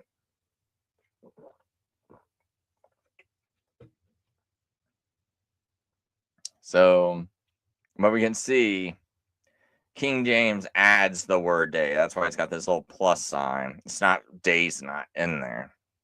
Early morning, early or morning. The NSAB says morning, evening. So this is supposed to be mornings, like it's a time of day. So, and it actually shouldn't even be plural. And this is a big reason. The reason why it should not be plural is because it's only in a reference to the event, right? Because at evening, the event of this sacrifice happens. The morning, the sacrifice happens. It's an event. So because it's an event, it's not telling you how many evenings and how many mornings this is going to happen. It's talking about the event that happens each evening and each morning. That's why they don't put plural here. You're not supposed to put plural here because it's referring to the ha tamid. It's not referring to the amount of evenings and mornings. So 2,300. But because the King James takes out both of these words and replaces them with days, they double the amount of days this occurs to 2,300. Well, no, remember when I said earlier, if you miss one single evening sacrifice or one single morning sacrifice, it's a huge deal. It's not like, oh no, it's okay. Just make sure you get the next one. No. So it's evening, morning, 2,300. It means 2,300 of these sacrifices that are done each evening and each morning. So altogether, because each one's a big deal, it's 2,300. So he's going to stop this sacrifice from happening 2,300 times, not days. And there's no way they could have just put days in here. They got a word called yom. They don't have to put evening, morning. They put evening, morning in here because this is the time, the event when that sacrifice happens, right? And that's why it's in the singular. And even here, just to make it, just to show you that it's definitely supposed to be translated that way. In verse 26, it says, and the vision of the, and you see that word ha, ereb, and ha, or wahab boker, it's like and the morning. So and the evening and the morning. So ha ereb and ha boker. That's the morning, the evening. So that's definite articles. So that means it should be singular, right? So what's he saying? The vision of the evening and the morning, almost like it's just one evening and one morning. But that doesn't make sense because if this was 2,300 evenings and mornings, why does it say the vision of the evening and morning? That was told is true. Well, that's because it's not supposed to be about multiple evenings and mornings. It's about the evening sacrifice, the morning sacrifice. Or else this angel would be ignorant, illiterate, stupid, not able to speak, not being able to speak Hebrew properly. But I don't believe that. I believe, no, it can speak Hebrew properly. This is the evening. This is the morning. This is when the sacrifice happens. And that's why it's proper to say the morning, the evening. All right. So when Dr. George tried to slam this into that, well, that's because he's reading King James only. King James made that mistake, but King James even has this in the singular. King James Bible says this is the evening. Not, it doesn't even have it plural. So it's the evening, the morning. So even the King James is noticing something, right? So if that was a vision of 2,300 days, why does it say the evening, the morning?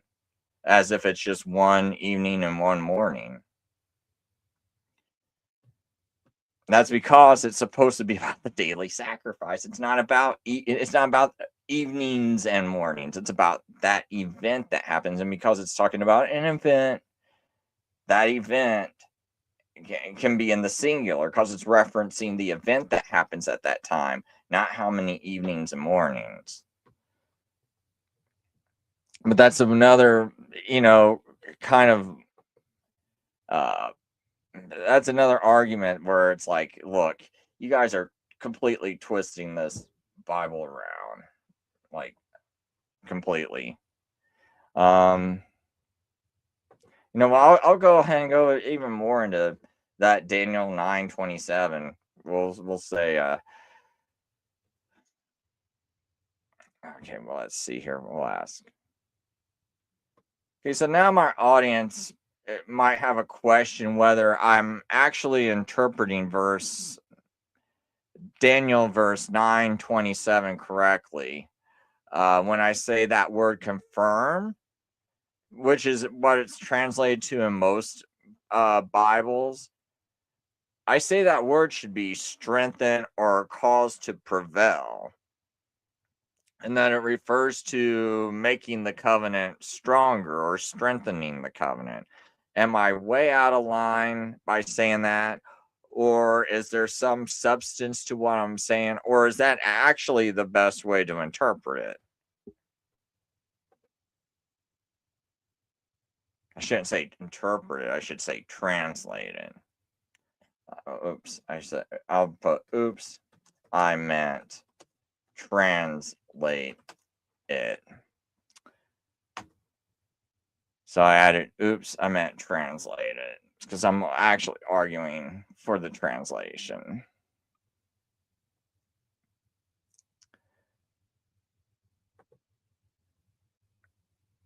Because this was another argument right here.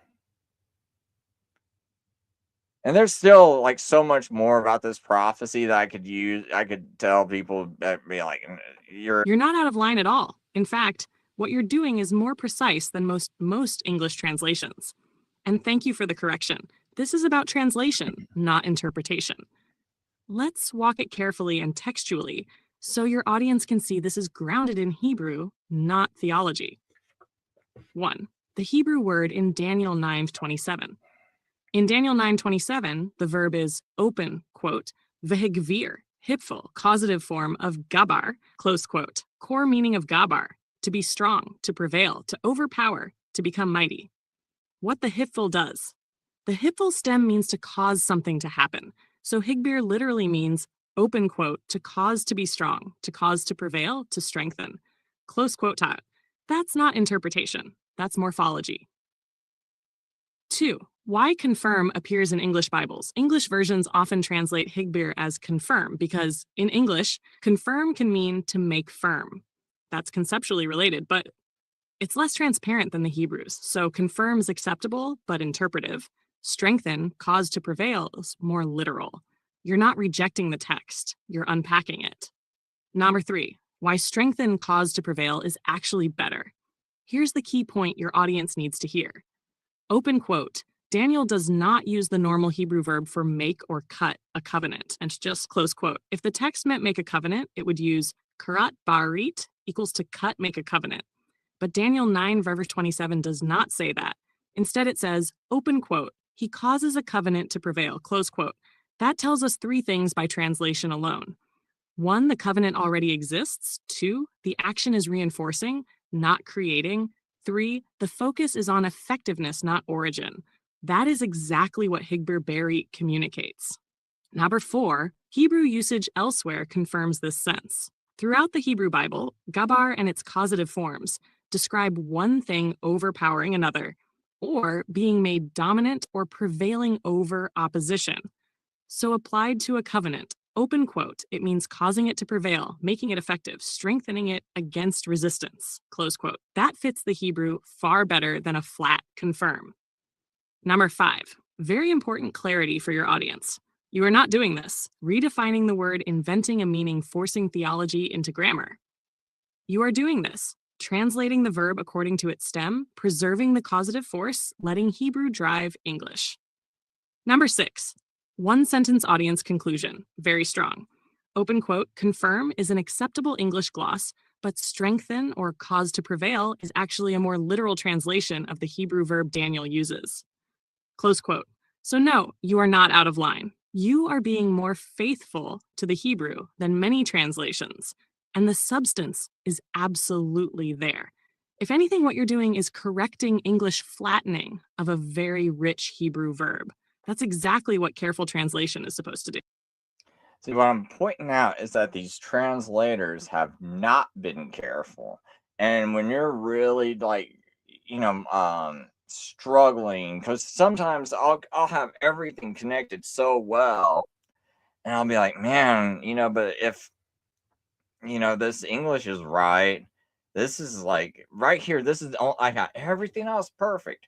But what about this little piece of English? There'll be other parts of the Bible I'm reading, and I'm like, oh, there was like this little mistranslation. And doesn't seem like a big deal to some people, but like when you like some of the stuff, when you really like get into the nuts and bolts of it, it's like it's kind of a big deal, and it's really hard to come to a conclusion if they're messing up words. Like even that word with right there, it's like, well, how would that be Messiah? And how would that be about Messiah in the new covenant if you're saying he's confirming a covenant with Manny? Like just that little word with right there. Or you're saying strengthening it with Manny. Like what if I said, oh, Messiah shall strengthen a covenant with Manny? Well, you're doing it with them, right? So that means they're taking part in it. And so now, if you're starting to think, well, how does he strengthen that covenant? With his blood? And he's doing that with people? It kind of almost sounds like kind of like what the Roman Church kind of does, like their church takes with their sacramental system, which, by the way, that's another thing this prophecy destroys. So it seems like these people, like they want to push the Jews away by showing like, oh no, this is what wasn't really about the Messiah. This is how you calculate those years, which that one Jew I showed you in that video says this is absolute nonsense. So they don't care about their salvation.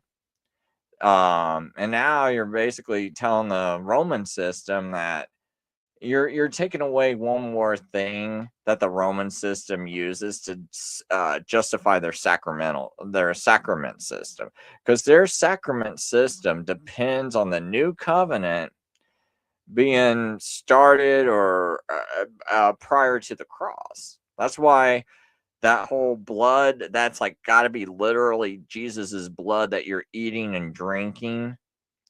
Because Jesus does that prior to the cross, and that's the sacrament system. And now that sacrament system is the system you have to have for salvation, because Jesus says, unless you eat my flesh and drink my blood, you will not have eternal life. Well, the Roman Church is the only one true church, and we're the only ones with that true Eucharist system, right? And so now that's how they hold people in bondage, right? And it's like, and so when I see these people and they call themselves Protestants and they're pushing this Jesuitical nonsense, because this was started by Jesuits. I could actually show that. This book, Dispensational Truth by Clarence Larkin.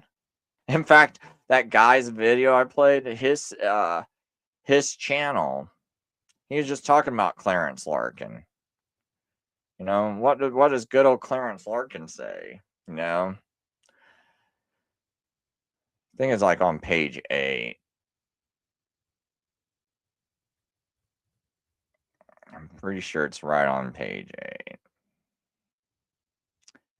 Sorry, it's taking a minute.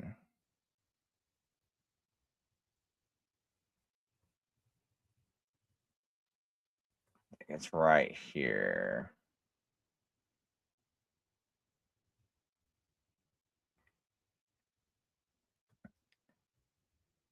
Or I thought it was. So 9. If I can't find it, I'll just go on to my next point. I could have swore it was like right here. Or maybe it starts right. Is it page?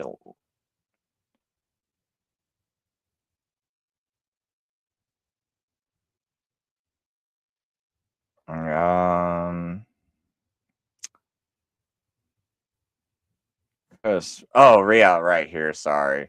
So it's right. Oh, page 15. I'm thinking of a different book. Someone. So it's page 15 and 16. So Clarence Larkin, who wrote Dispensational Truth, he is a dispensationalist that a lot of dispensationalists use. And so he talks about these three schools, and I'm just going to read about one page. It says the preterist school originated with Jesuit Alcazar. So Luis Alcazar is who started this preterist stuff. So this was all started back in the late 1500s, and they came up with these systems in order to counter the Reformation. So they put out these new ideals because they had these Protestants that were saying the Pope is the Antichrist. Some people had been teaching that the Pope is the image of the beast, and that the second beast of Revelation, is the papacy, and that the Pope. So it's not just one man who's an Antichrist. Whoever sits in that seat becomes the image of the beast, right? So, and not all of them taught it that way. That's just what I think the better interpretation of all those people. That's like the better one, right? But anyway, that the Pope is like the image of that beast, and so that would be the Antichrist. Since it's a whole Antichrist system. And so what the Jesuits did was to counter this kind of a speech. They said, oh, okay, we're going to say there's like this preterist interpretation that's more correct, where everything has happened in the past. Everything is settled by 70 AD. Therefore, even the Antichrist was back in 70 AD, so the Pope cannot possibly be Antichrist. So, and that's basically what even he admits to, right? Clarence Larkins. Now he'll say there's the historical school, which is the one that says the Pope is Antichrist, or it's sometimes called the presentist scheme, which means prophecies continually unfolding, which is where I'm at, basically. And it interprets the apocalypse as a series of prophecies predicting the events that were to happen in the world and the church from John's day to the end of time. The advocates of this school interpret the symbols of the book of Revelation as referring to certain historical events that have and are happening in the world. They claim that the Antichrist is a system rather than a person, and that it is represented by the harlot Church of Rome. They interpret the time element in the book on the day-year scale. Now, not all. You don't have to. I don't do it. But yes, there are some. I'll admit there are some that thought they had to do that. But I would argue that the reason why they taught that was because they were poorly schooled at the time. They didn't have Hebrew. They're going off of whatever the Latin text says. Most of them are. And so if the Latin text has a word like day or week in it, especially like for Daniel's 70 weeks, if they have the wrong, they don't explain how that's not a 7-day week, and that's why they would start to interpret it like that. So I'll say it's not like today when they do this. Like today when they do it, they don't have an excuse for turning days into years. But back then, yeah, because that's the only way you could make sense of that. And if it says a certain word and you don't have interlinears and internet and no one knows Hebrew and you're lucky to even have a Bible, yeah, okay, you're going to make some mistakes like that. But anyway, so this view, like the preceding, was known to the early church. He's saying like this view, like the preceding, was unknown to the early church. It appears in about the middle of the 12th century and was systematized in the beginning of the 13th century by Abbot Joachim. Subsequently, it was adopted and applied to the Pope by the forerunners and the leaders of the Reformation, and may be said to have reached its zenith in Mr. Eliot's Horae Apocalypte. Yeah, Mr. Eliot's a little off too. But, and I'm a contextual presentist.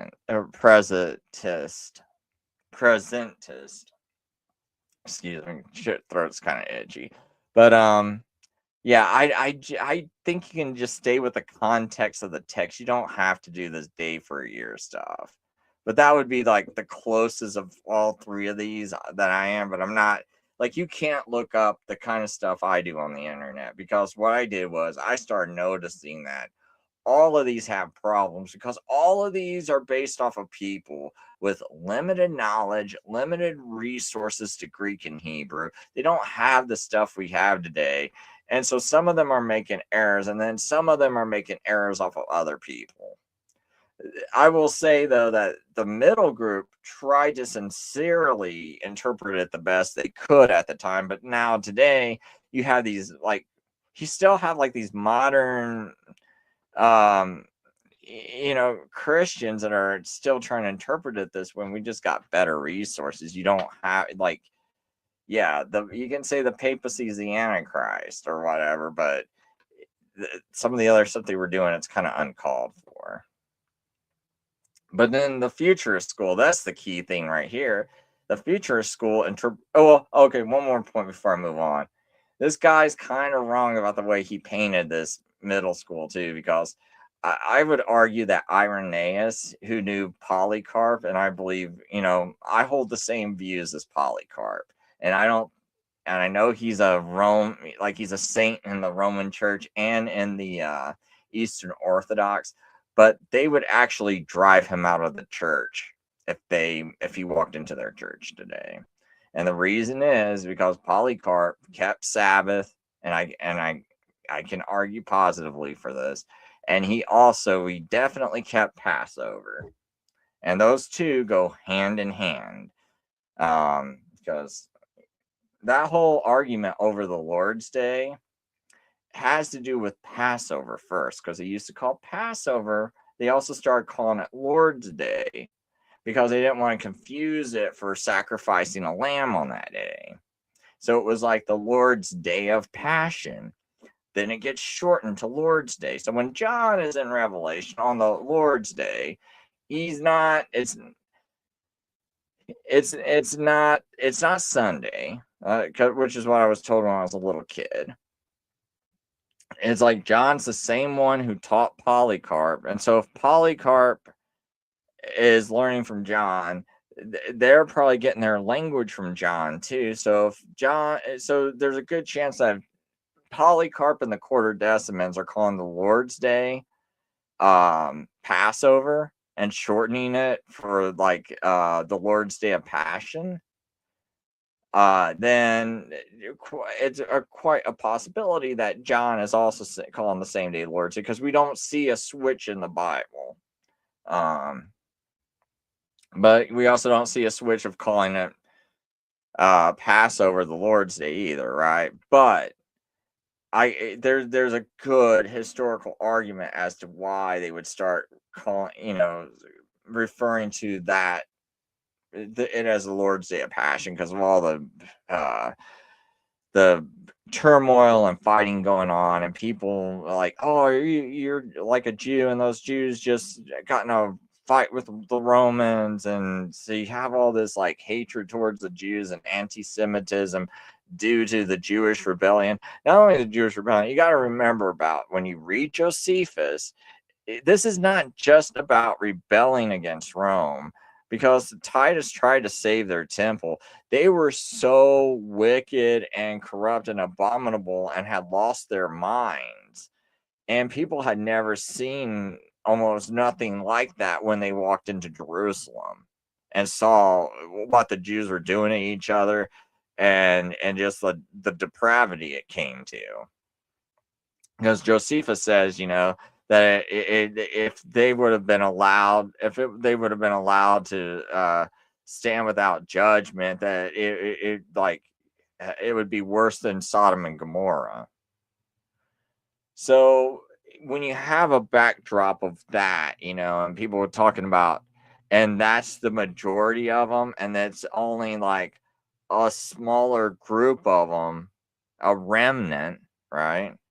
So it's a small group of them that actually believe, while the majority of them had been fighting Rome and wicked. So to be associated with them was like a really bad thing, because they're still thinking about all these stories of depravity. This is getting around, right? Everyone's talking about this because this is like a big deal. So everyone, word around gets talked around. Got this talk about a Messiah going around. You also got to talk about these Jews and what everyone just saw, when they were looking inside Jerusalem and all the depravity and everything. So to even be associated with them started becoming like a really bad thing. So he's trying to use language to be careful, not like, oh no, we're not doing that Jewish thing. We're not Jews. We're actually Christians. Well, why are you keeping Passover? Well, that's why they start calling it Lord's Day. And then it's like the Roman Church just went a step further and was like, well, we're just gonna do it on the day he got resurrected on. And then so that was a once a year event. But it starts getting changed into a weekly event, because it's like, well, if we're going to do that once a year, instead of doing it on the Passover, we're going to do it on the first Sunday of every month to really separate ourselves from the Jews. Why not change, instead of doing Sabbath every week, we're going to do Sunday, and we're going to call that the Lord's Day. And that's going to be a continuous recognition of Jesus being resurrected on the first day of the week. And that's how they justify everything. That's how it goes from what I think, from like the Passover and Sabbath to your weekly Lord's Day. And even today, when people say, well, why do we not go to church on Sabbath? Why do we go to church on Sunday?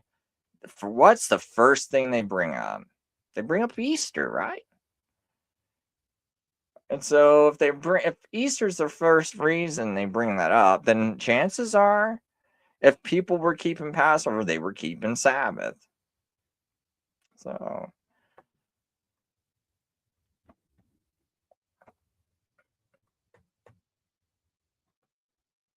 but anyway, I just wanted to show that.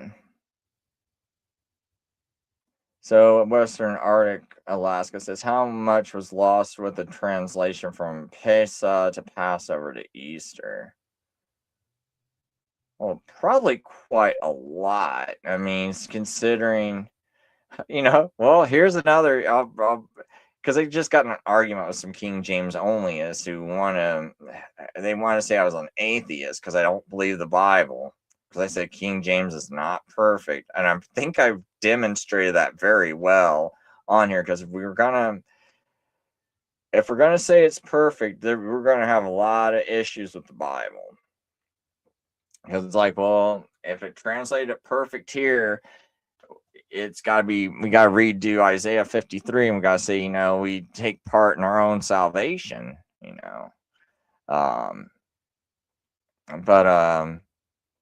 yeah, like Easter. Okay, so what does Easter come from? And some people, and I'm not going to go the pagan route. I'm not going to say, oh, Easter's pagan. I do have a problem with the word, though, because it means to rise, right? Because where does Easter come from?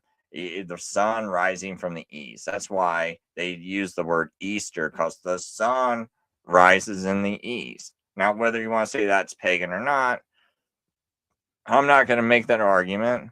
I'm not going to say it's a bad argument, but that's not what I'm trying to make. But that's a very different word than Passover, though.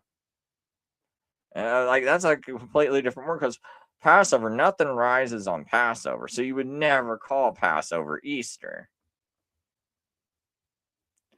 So the problem comes is like when you see, like, in the King James Bible, you see the Jews celebrating Easter. Well, it was just a bad word to use. Even if you go, well, we know it's supposed to be Passover. It's still a horrible word to use because, well, one reason too is because the King James translators in the appendix of the King James Bible 1611, it says how to find Easter every Sunday. I really got to look that up, because I wonder if they're telling you how to find the Roman church's Easter every Sunday. But anyway, before I get into that part of it, it's like it says how to find it every Sunday. Well, when they make that reference in the book of Acts to Easter, that's clearly talking about the Jewish Passover. You never call that Easter. Like it's the first day of Passover. You don't call that Easter. There's nothing to do with rising. It's just a bad word etymology, like a word with all of its meaning rising. Why throw it there? And you called it Passover the rest of the Bible. Why is it that you throw it there? Because that's the first time after the crucifixion that you see the word Passover used in the Bible. So the translators, they thought they were going to be smart or clever and translate the same word they were translating all the other places, and like, oh well, since it's after the crucifixion, we're going to call it Easter now. We're going to claim that they were all calling it Easter, and they weren't doing it.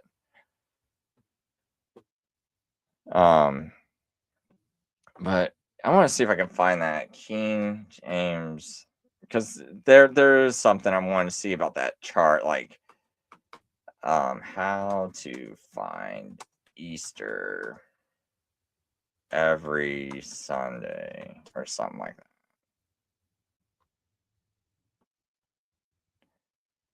Pretty sure there should be like an image or something.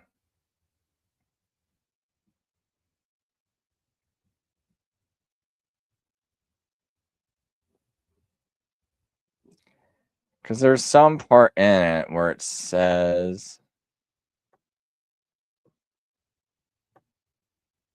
oh man,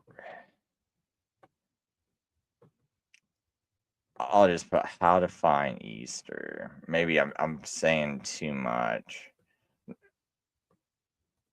How to find.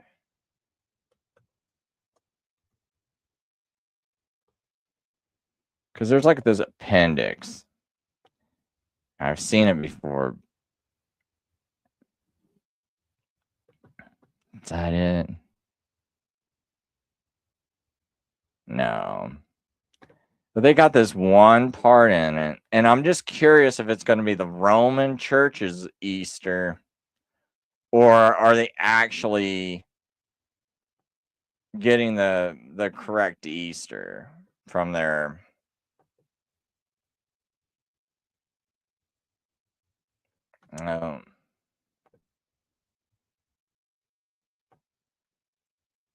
I'll have to probably see it and try to look for it later. I don't want to waste a lot of people's time. But the problem today with most churches that are supposed to be non-Roman, I won't say the word Catholic, but non-Roman church. The problem today is that when they celebrate Easter, every couple of years or so, they'll get it completely wrong. And they're celebrating Easter in the last month of the Jewish year. Now, why are they doing that? Are they reading their Bibles? Are they going by scripture alone? Well, no. What they're doing is they're looking at the Roman Church going, when do you guys celebrate Easter? Oh, we're going to do it the same day. Because if they actually studied their Bible, they wouldn't celebrate Easter the same day the Roman Church does, because the Roman Church, they don't know anything about the Hebrew scriptures. They don't really study the Bible. They're not Bible alone. And if they were, they would realize, oh, the Jews use a lunar solar calendar. How does that work? Oh, okay. So the first moon of a Jewish year comes after the vernal equinox. Now, see, in 2024, I noticed a lot of churches celebrating Easter in March. Well, like I think it was the last day of March. I'm like, why are they doing this? So, I start talking to them. They're like, well, my pastor told me. Well, why is your pastor doing it? Well, my pastor, basically, looked at when the Roman Church was doing it. So your pastor's not looking at the Bible. No, just looking right, asking the Roman Church, why are you doing it? And we're going to do it the same way. And they're supposed to be Bible alone and not following the Roman Church. The Roman Church, some of you even say the Roman Church is the harlot church, but yet, you're going to celebrate their same holidays according to them and not according to the Bible. And so that's another thing I know when these guys start yelling at me about, oh man, you're saying you should keep Sabbath, or you're saying we should observe Sabbath and not Sunday. Well, yeah, and we should observe Passover in the proper month. You know, it's like we shouldn't be observing at the same month as the Roman Church. But what they do is they look on their Gregorian calendar and they look at, oh, what day is Easter today? Remember, the Gregorian calendar was made by the Roman Church. Roman Church being ignorant, not bothering to really study scripture, just demanding that they got all the authority. They just ignorantly said, hey, we're going to have Easter right here based off of their horrible understanding of probably something they read in Josephus. I'm imagining they read Josephus wrong and had a misunderstanding, because I would argue that's not even what Josephus is saying. If that's how I think they made the error in the first place, I'm not saying that is. That would just be my best guess, is that when Josephus is talking about Passover, I think they're misunderstanding what he's actually saying. And so they're misunderstanding him. And so they decide to set up their calendar a particular way according to their misunderstanding instead of just reading the Bible. So they decide they're going to have Easter in the first full moon. Well, okay, it's like they go, when's the full moon after the equinox? So instead of starting with the first new moon after the equinox, they're like, oh, will it be a full moon after the equinox? So like, let's say they see that on a calendar that the full moon's going to come after March 22nd. Like, oh, full moon's going to be March 23rd this year. Well, 7 days later, they'll say that's going to, because that Sunday that following Sunday. So if Sunday's like a day or two later, they'll say, oh, that's Easter. But like, let's say the full moon happens on Sunday. I think they go and they wait a whole week and then they celebrate it. So it's like, and that's somehow how they calculate their Easter. And that's nothing like in the Bible. If anything, if you were going to do it like the Bible, like let's say you were like, no, we're just going to celebrate the day Jesus rose. Okay, so find out when Passover is, and sometimes it might be on a Wednesday. Sometimes it might, well, let's say it's on a Monday. Okay, so 3 days later, you should be celebrating the resurrection. That would be Thursday. But for some reason, it's like they don't want to do it on the first fruit. See, I could understand like, but Chris, we celebrate the resurrection, so we always do it on first fruits, because first fruits would be the 3 days later after Passover, basically. So if you were trying to do it, you'd try to coordinate it with first fruits or something, or the Sunday with first fruits. Like let's say, oh, Jesus got crucified, but we always celebrate it on the first fruits. Okay, so you wait till that Sunday after Passover, but they never even do that on the right Sunday.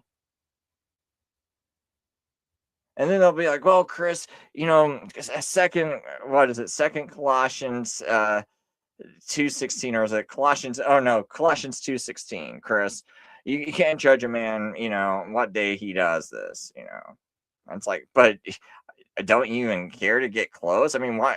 Okay, I'm not going to judge you, but so why not have Easter on December 25th?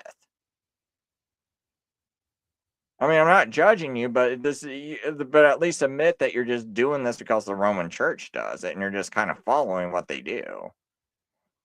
And but most of them, what they'll do though, they'll quote Colossians 2:16, and then when I say, oh, I think we should observe Sabbath, it's like they'll start judging me. Or if I say I observe Passover, especially if I say I observe Passover, it's like, or Sabbath, if I say, oh, I observe Sabbath, they're like, you Judaizer. I actually don't even take offense to Judaizer, Because to me, Judaizer means I'm becoming more Jew, like I'm becoming more Hebrew. The whole Bible's written out of Hebrew. Jesus was a Hebrew. He was a Jew, right?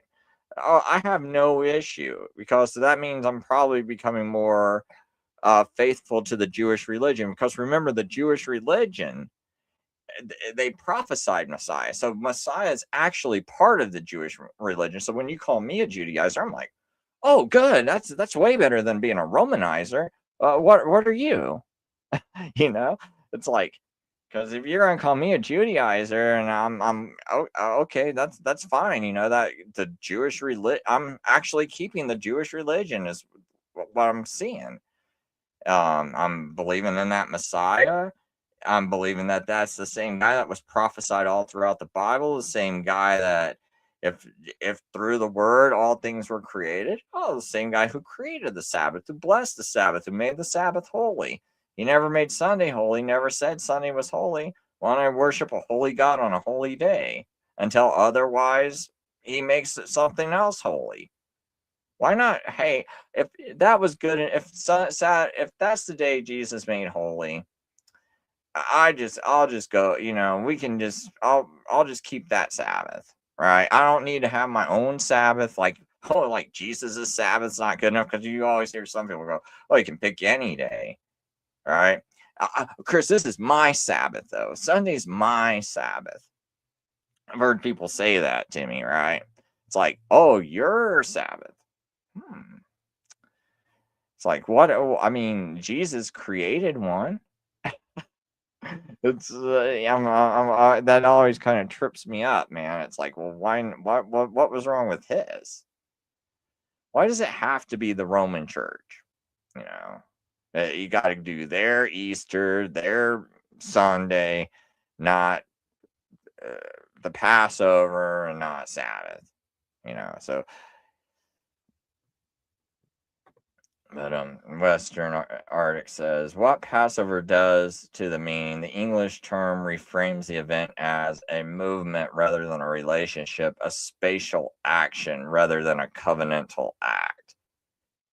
That that is a really good point, because Passover, because death is passing over you. And Easter reframes the event as a movement rather than a relationship, a spatial action rather than a covenantal act. Yeah, because when you call it the Passover, you do remember it's a covenantal act too. A God who avoids houses rather than a God who shelters them, a focus on the angel of death rather than the God of life. Losses at this stage the covenantal intimacy of the Hebrew, the protective imagery, the family as micro sanctuary theme, the connection to later prophetic hovering motives, the sense of Israel's birth as a people under divine covering. This is the first major distortion. Yeah, I can kind of see all that. Oh, you said some other stuff, man. I'm just kind of sorry, kind of missed it, man. You said Passover is not primarily about passing over. It's about protection, covenantal belonging, divine identification with Israel, a threshold ritual, a family-centered covenant meal, a liberation event that births a people. That's a good point. A liberation event that births a people, because that did kind of like really birth the nation of Israel, the first Passover. And what does the second Passover do? So the root of Pasha in the Tanakh carries a sense of to protect, to spare, to hover over, to shelter, like birds hovering. So Yahweh passes over Jerusalem, or Pesachs over Jerusalem. It's not a skip over or avoid, it's a guarding, covering, claiming. That's interesting. No, I didn't think about that. I might have to rethink that. Yeah, okay. Yeah, you might have a good point there. I just really don't. The whole thing to me is anything that's like looks like it's primarily connected to the Roman Church. I'm just always like, what was wrong with the way God had it? What was wrong with the way Jesus had it? Because remember, if whether you're Trinitarian or whatever, it still says through him all things were created. And so if it's through him that all things are created, he still created this Passover. He's still the one who created that day and chose that time. And I'm just like, what's wrong with that day? Why did it have to get changed to something else? Because you don't see that in scripture at all, where they go, oh, and now after the crucifixion, they're celebrating the first day. We don't see that throughout the whole Bible, but yet, it's like people want to, bang on the Roman Catholics for, oh, you guys aren't scripture alone. You guys are believing all this stuff that's not even in the Bible, and here you guys are doing the same thing. And when I call myself a Protestant, like, I look at like Polycarp as being a Protestant, right? I look at all these guys, all these people, all these churches that rejected the Roman Church. Not like the people that came out of the Roman Church, like Luther. I don't view them as Protestant. I view them as Roman Catholics that never quite left the church. Like, they're Orthodox to me, but they just kind of got less. It's like the Eastern Orthodox are kind of like not exactly like the Roman Church. And then it's like, to me, it's like a lot of those so-called reformers are even less like the Roman Church, but they never quite left it.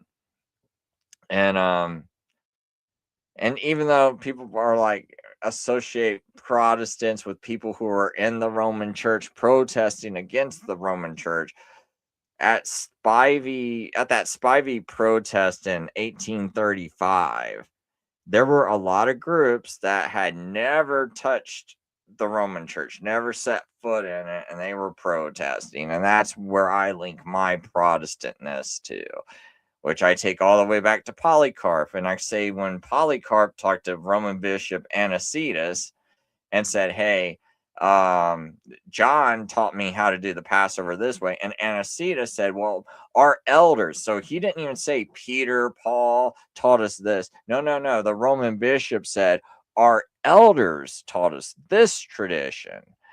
And Polycarp was like, well, the apostles, though, taught me this. And this is in the Bible. And so I think it's Eusebius or some other church historian, when they write about this incident, they make it sound like, they agree to disagree and everything's cool. But I don't think everything was cool, because less than a year later, Polycarp was dead before he ever celebrated another Passover. So if he's dead less than a year later, after talking to Anicetus about the Passover, and now he's dead, and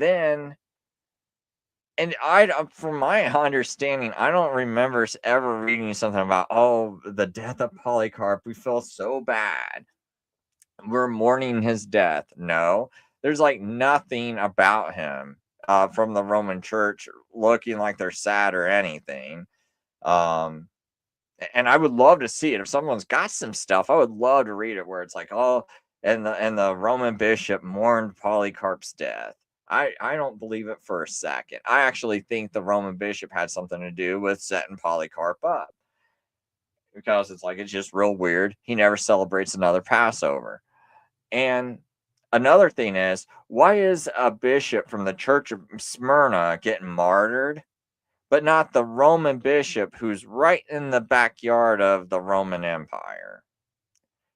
Why is Anicetus not martyred also? Why is it only Polycarp that gets in trouble for refusing to do emperor worship?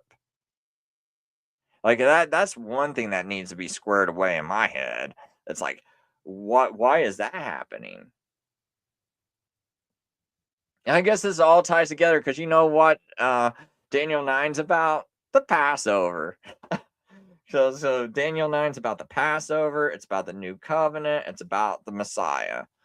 So, and that's also about salvation. So all these topics, because everyone will be like, oh, Chris, you're talking about Daniel 9 again. It's like, well, it's all ties together. But anyway, so another thing about that whole incident with the Roman bishop is that, oh yeah, so so Polycarp is killed. He meets Anicetus around 153 AD, and I believe he dies in 154 AD in February.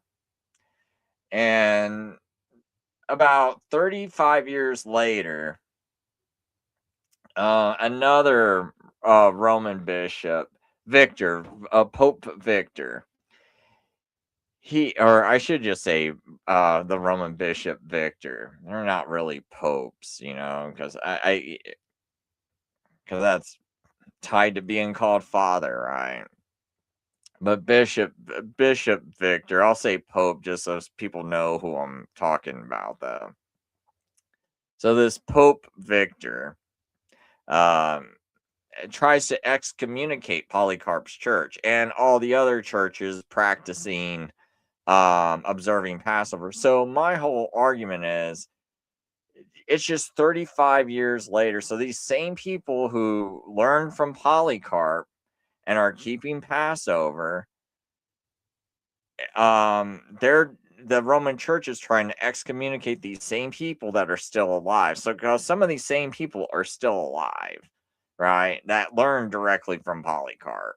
And now the Roman church is trying to excommunicate them. And right, I know some person from the Roman church is going to go, but he didn't excommunicate them. Right, he didn't go through. I think he got stopped from going through with it because Irenaeus raised objections. But the fact that they even thought about it, it shows you that okay, so if the Roman bishop Anicetus and Polycarp actually left on good terms, why is a guy just 35 years later trying to excommunicate all of the Quartodecimans? It doesn't make sense.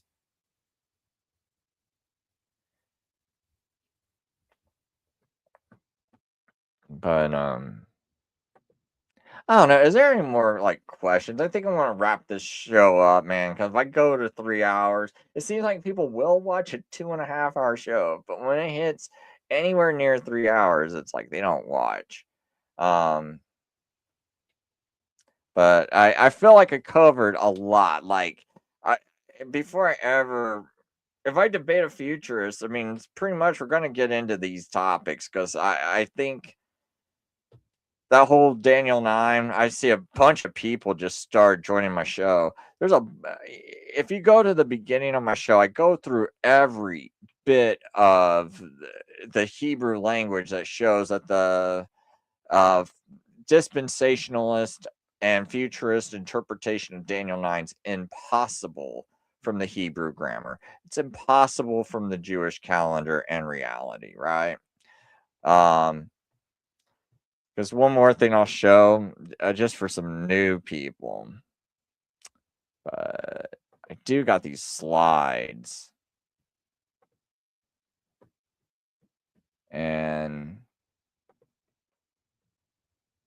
But like these dates right here, this is basically my biggest argument against everything. Is that this is the decree I go by. This is the one in Ezra chapter 7.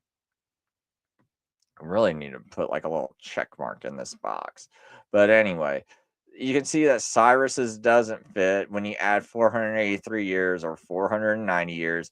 I already showed you that there's no reason to break these weeks up because there's no start points for the 62. If you break it from the 7 weeks from the 62, there's no start point. So you can't break those apart because you don't know where the next 62 starts. And I showed you that you don't know where the last 7 years start, the last week starts, right? Because there's no start point. I showed you that you have no start point. So now when you add up all these decrees, since you don't have start points for the final week or the 62 weeks, you must say it's all 170-year period because you don't know where else to start with, right? So the main conclusion to make is, since you were only decreed 70 weeks to get all this done, 490 years. In fact, here, I'll make another point with you. Let's say I go, hey, can I borrow $1,000? And I say, what's going to happen is it's going to take me about 7 days to find a job, and I'll be working for about 62, and then once I find a job, it'd take me about 62 days to save up the money, because I plan on getting this certain job, and I should just take me about 62 days to get money, and some time in that last week I'll pay you back. Right? You'd be thinking that, okay, Chris, that's so you're going to take 7 days. No, let's say what did I say? 70 days. 70 days to pay you back. So it's going to take me 7 days to find a job, 62 days to work it, and then I'll pay you back 1 day. You'd be like, oh, okay, fine, Chris. So you're going to pay me back in 70 days. Yep.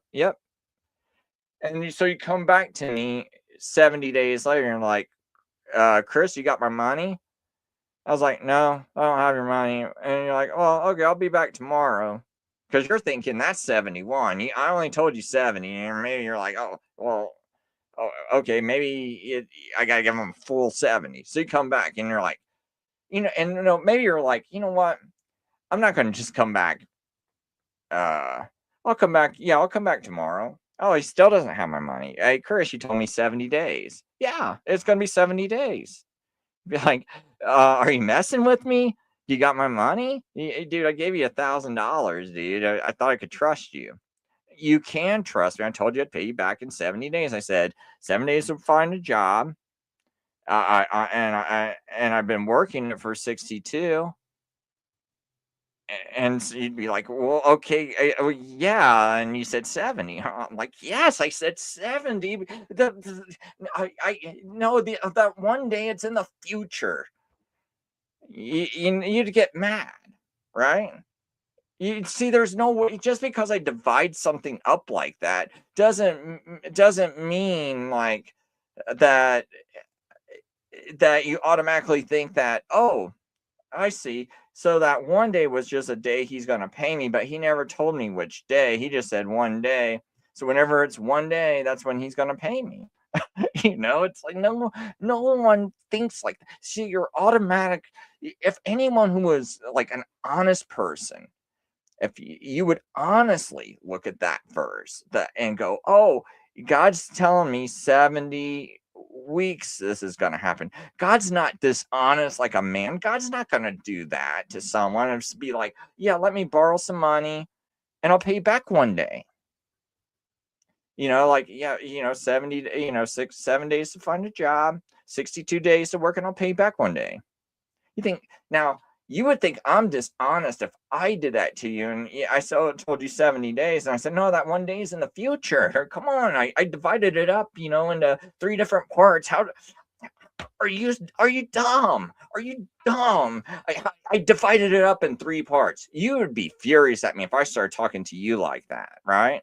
Because you'd be like, Chris, I know you divided it up, but yeah, I divided it up. You saw I divided it up. You'd be like, you'd be furious, right? And you would actually probably think I'm dishonest, right? Now, is God dishonest? But see, these people want to say, oh, God's dishonest. God would do that. And it's like, no, he wouldn't do that. He says 70, it's going to be 70. It's not going to be more than that. He's honest. He's not a man. See, you're coming at this prophecy with dishonest thinking to begin with. It's not divided like that. Anyone coming up to that, like if I tell you I'm going to pay back in 70 days, and then I start dividing it up into 3 parts, you're still thinking it's 70 days. It's only because you got so brainwashed into all this thinking, and you're starting to see the text, how these other people brainwashed you into seeing it, and you're seeing things that a normal person wouldn't see because you kept listening to all their brainwashing. See, I'm trying to tell you, please slow down and just think about it. A normal in that kind of cycle, just like like if I rephrase this word, because some people don't like my grammar arguments. So if I rephrase those words about and he shall confirm a covenant with, because people will say, oh Chris, you took out the word for out of that sentence. Like, here, let me get to it.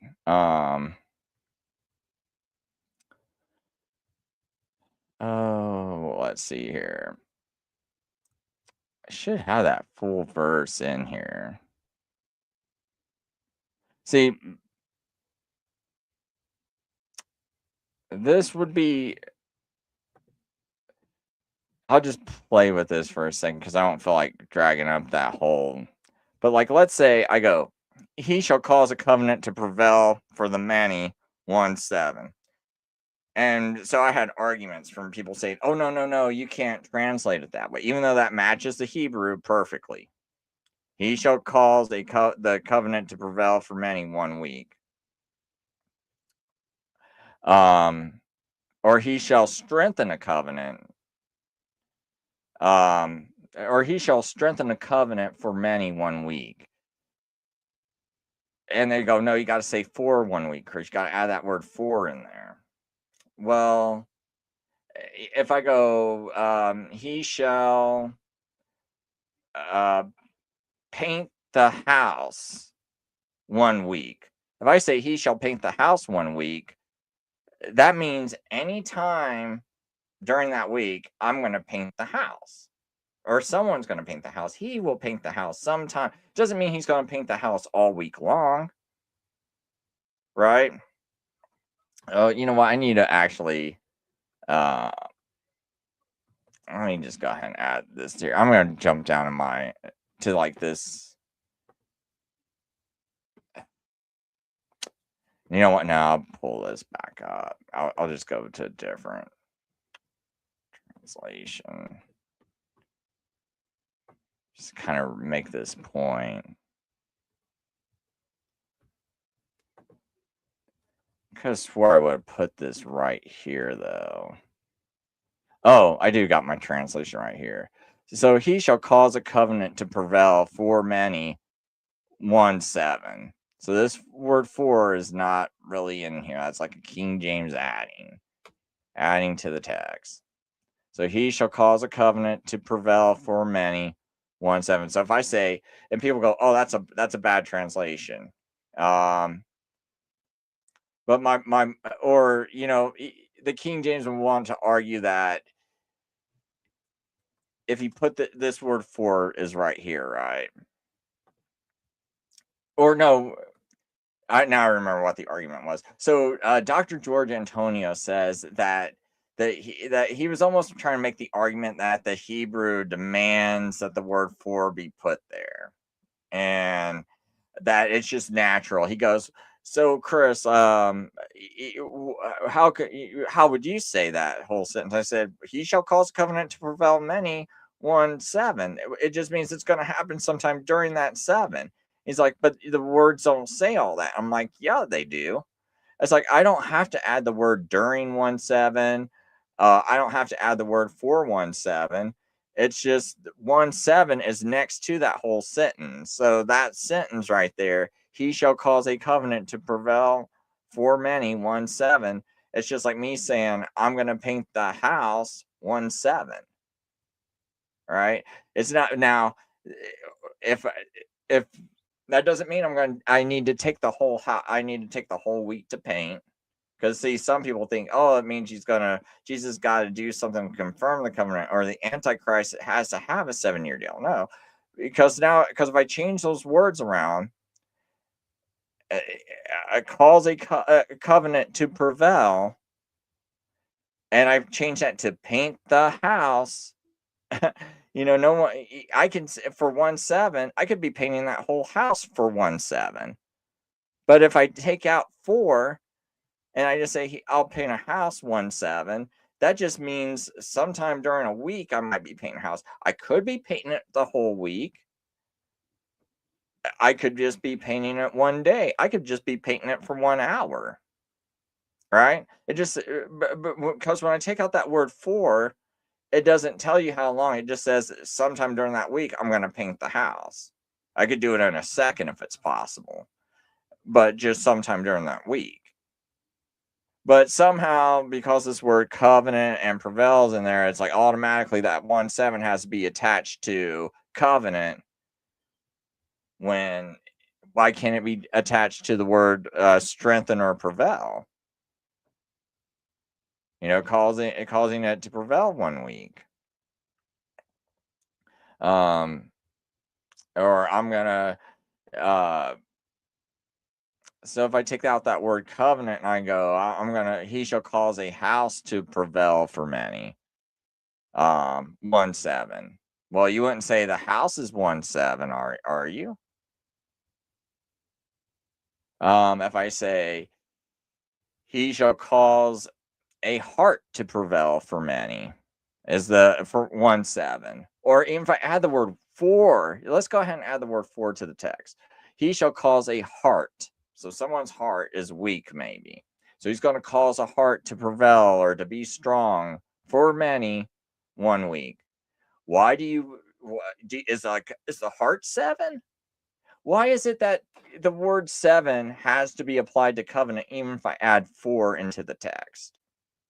Do you see kind of how they're kind of being a little dishonest here, right? It's like there's no reason to attach the word, even if you put 4/1/7, what it could be, it would more naturally mean the action. So the action is the prevailing or the strengthening. So strengthening a covenant, or if I change that word from covenant to heart, okay, strengthening a heart for 1/7. So now I'm taking 7 years to strengthen a heart, right? Or if that was like a literal 7 days, 7 days to strengthen a heart. Maybe I'm performing heart surgery for 7 days straight. But suddenly you put covenant in there. Oh, that 7 has to be attached to covenant. Why? Why does 7 have to suddenly, just because what you do is you got that ideal 7-year peace treaty, and there's got to be some time when Daniel's last 7 years start. So it's got to be a 7-year covenant. That's what they say, but it doesn't even make sense with the grammar.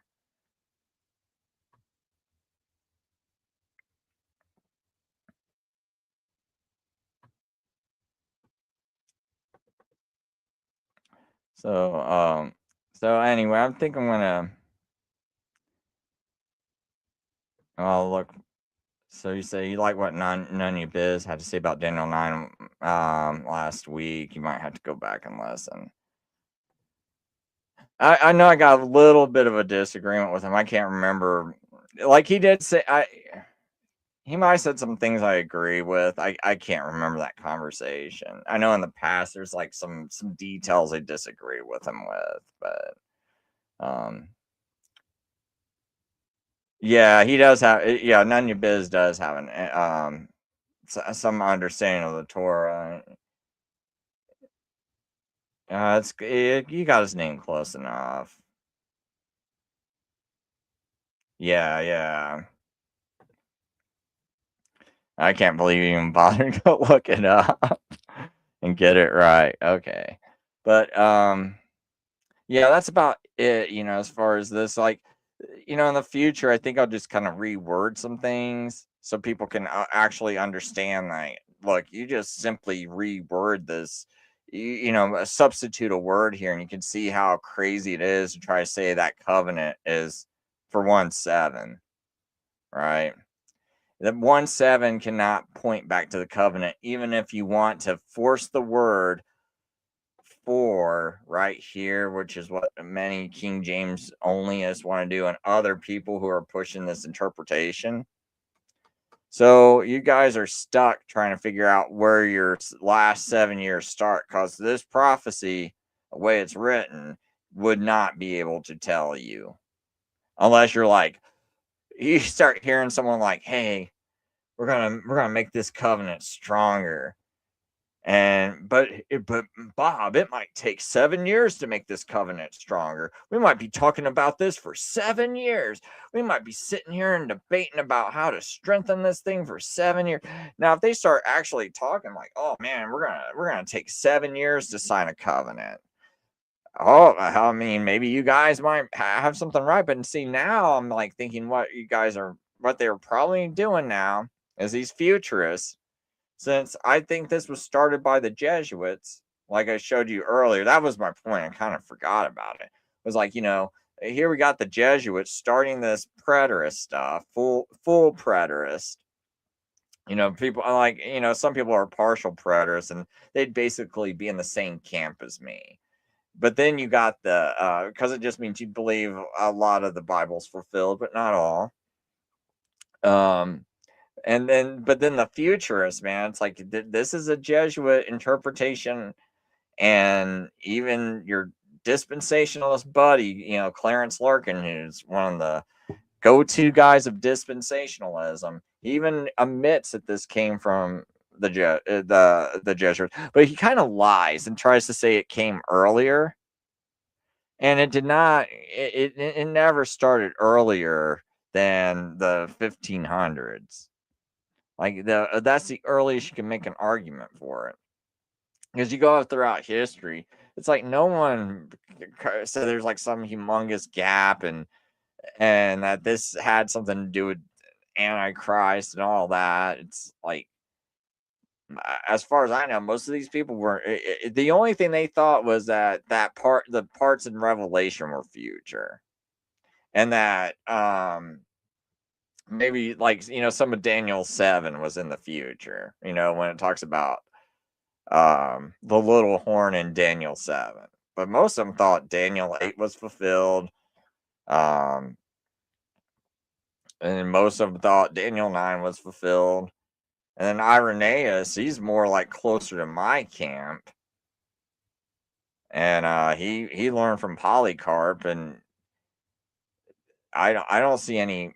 I don't know. Maybe there's some proof that he thought this. I haven't come across it yet. I'm not saying I'm real well researched in these church fathers, but what a lot of these futurists try to do is they'll try to say, oh, look, they believe one or two things are in the future, and they'll focus on that and then make it seem like this was some long held belief, and it's just a nonsensical belief.